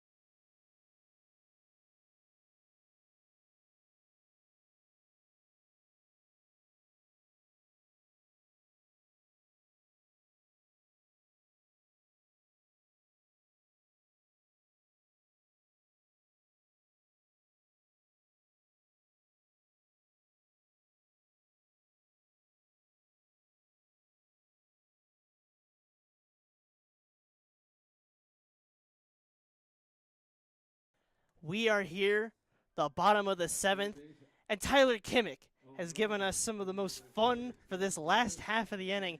Aiden Emmerich's day is done. Sean Heffernan on the mound. Give us a run through the defensive changes. All right, so Heffernan's on the mound. Your new infield over at third is Bott. Ryder's at short. Provenzano's at second. Rozzi is at first. And Tim Search is taken over in right field. The carousel of position changes has been complete as head coach Kimmick comes running up here. We're actually flipped. I think Bott's at first. Oh, Bott's now at first. I'm sorry. I heard Bott at third. So Bott's at first. Rozzi's at third.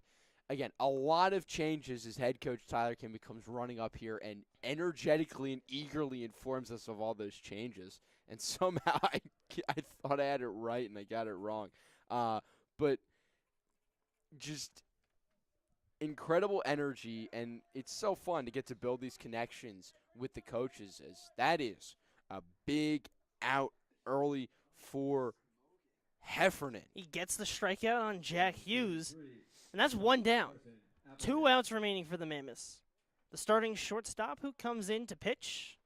The starting pitcher who is pitching and DHing. They're going to give away the DH role so that Bott can play the field and Heffernan can move over onto the mound. He has pitched before, as according to the word of Tyler Kimmick. Got the strikeout to start and already working strong against Carson Applegate. Skied into the right field side. It'll fall in front of Tim Search. Between Provenzano playing second and Search playing right field, it drops into no man's land. And that's a single for Carson Applegate. Number 10, left fielder, Slade Harrell. And now Slade Harrell will step in. And I can hear head coach Tyler Kimmick calling out to his team, saying, be sure get one up the middle, telling his middle infielders, got to get one out at the very least. Also yelling out, let's get 2 here. So he yelled out, let's get 2 here, then reminded his middle infielders, hey, make sure we get one out. Make sure you get at least you got to one. get one out, Minimum. as you don't want to have first and second and 1 out still. And so Heffernan delivers a strike. Heffernan is humming. 2 strikes quickly in the early counts, got the strikeout on Jack Hughes. And now 2 strikes on Slade Harrell. Heffernan gets set. 0-2. Misses outside. Some good velocity on the pitches from Heffernan. Has not pitched in his collegiate career at Mount St. Mary's, but has some good zip. Has pitched before and carrying it over here to the ECCBL. For those of you who don't know, humming. Baseball terminology for a pitcher who is throwing well and usually also includes throwing high velocity. 2 things that Heffernan is doing. Strikes, throwing well, high velocity, and a lot of people here in this press box just thought that he had another strike 3. Just missed. 2-2. Fastball misses high and outside. Trying to moves paint that full. corner. He's trying to paint that corner. Wants to get right on the very edge where it's just high enough and just far enough outside where it's still a strike, but not quite good enough to be put in play real well. Swing and a miss. Blows it by him again. Got it by Jack Hughes for a strikeout to start the inning, and after an Applegate single, another strikeout for Sean Heffernan. Joel Bonner. Did pitch in high school at Burlington Township. 45 1/3 innings pitched, 3.09 ERA, and 56 strikeouts in his 2024-2025 campaign. So, hasn't pitched in a game, at least to this level, in a couple of years. And a big spot trying to get the save. The 1-0 is fouled off to the left side and out of play. We will move to 1-1. And for Tyler Kimmick, this is going to be a great feeling win, especially after losing Game 1 in heartbreaking fashion. But it's nowhere close to over. It's not over The Mammoths yet. have fought back before. we've seen crazier and wilder things. This one's not done yet. We've seen plenty of crazy here at Moody Park. And with Joel Bonner to potentially be able to start things up here, we've seen him come in clutch and drive in runs and get things started. And so this one's not over yet. 2-1 popped up. No guarantee. Rozzy calling him off, gets under, and makes the play. Sean Heffernan closes out with the save, a strong performance in relief. The South Jersey Kings will take a 6-2-3 lead, bounce back after the Game 1 loss where a devastating 3-run homer crushed the souls of the Kings. They bounce back here. They get early runs again. The Mammoths have a response, but differently from the first game, they come back and don't let the Mammoths return the favor. So the Kings take a win. We see a fun little defensive changes in the final inning, and they take the win here. Split the series against the Mammoths. What did you see here at Moody Park today, Max? I saw the best two teams in this division go to war. Forget about battles. This was enough to be considered an entire war, with the Mammoth coming back, 3-run shot to magically take the lead in Game 1, and then head coach Tyler Kimmick pulling a win out of the grasps of defeat, seemingly. I know they were winning this whole game, but it really felt like this was a scratch and claw and climb back into it kind of battle that they were able to magically do. And so because of which, split in the day, you can hang your hat on it knowing that at least you didn't lose ground to the #1 seed. And so at the end of the day, it was an incredible battle between two great teams. Yeah, and this is exactly what you expected on a matchup between the 1 and 2 seeds in the Liberty Division. You couldn't ask for any better. But that's going to be all for us here at Moody Park. My name is Joshua Yuhas, your play-by-play commentator for the night, alongside the lovely color commentator of Max Raymond here for this game, and our producer, Charlie Jones. Thank you all for tuning in to Jersey Baseball Nation's coverage of the ECCBL. The South Jersey Kings take Game 2 6-3. Thank you for following along.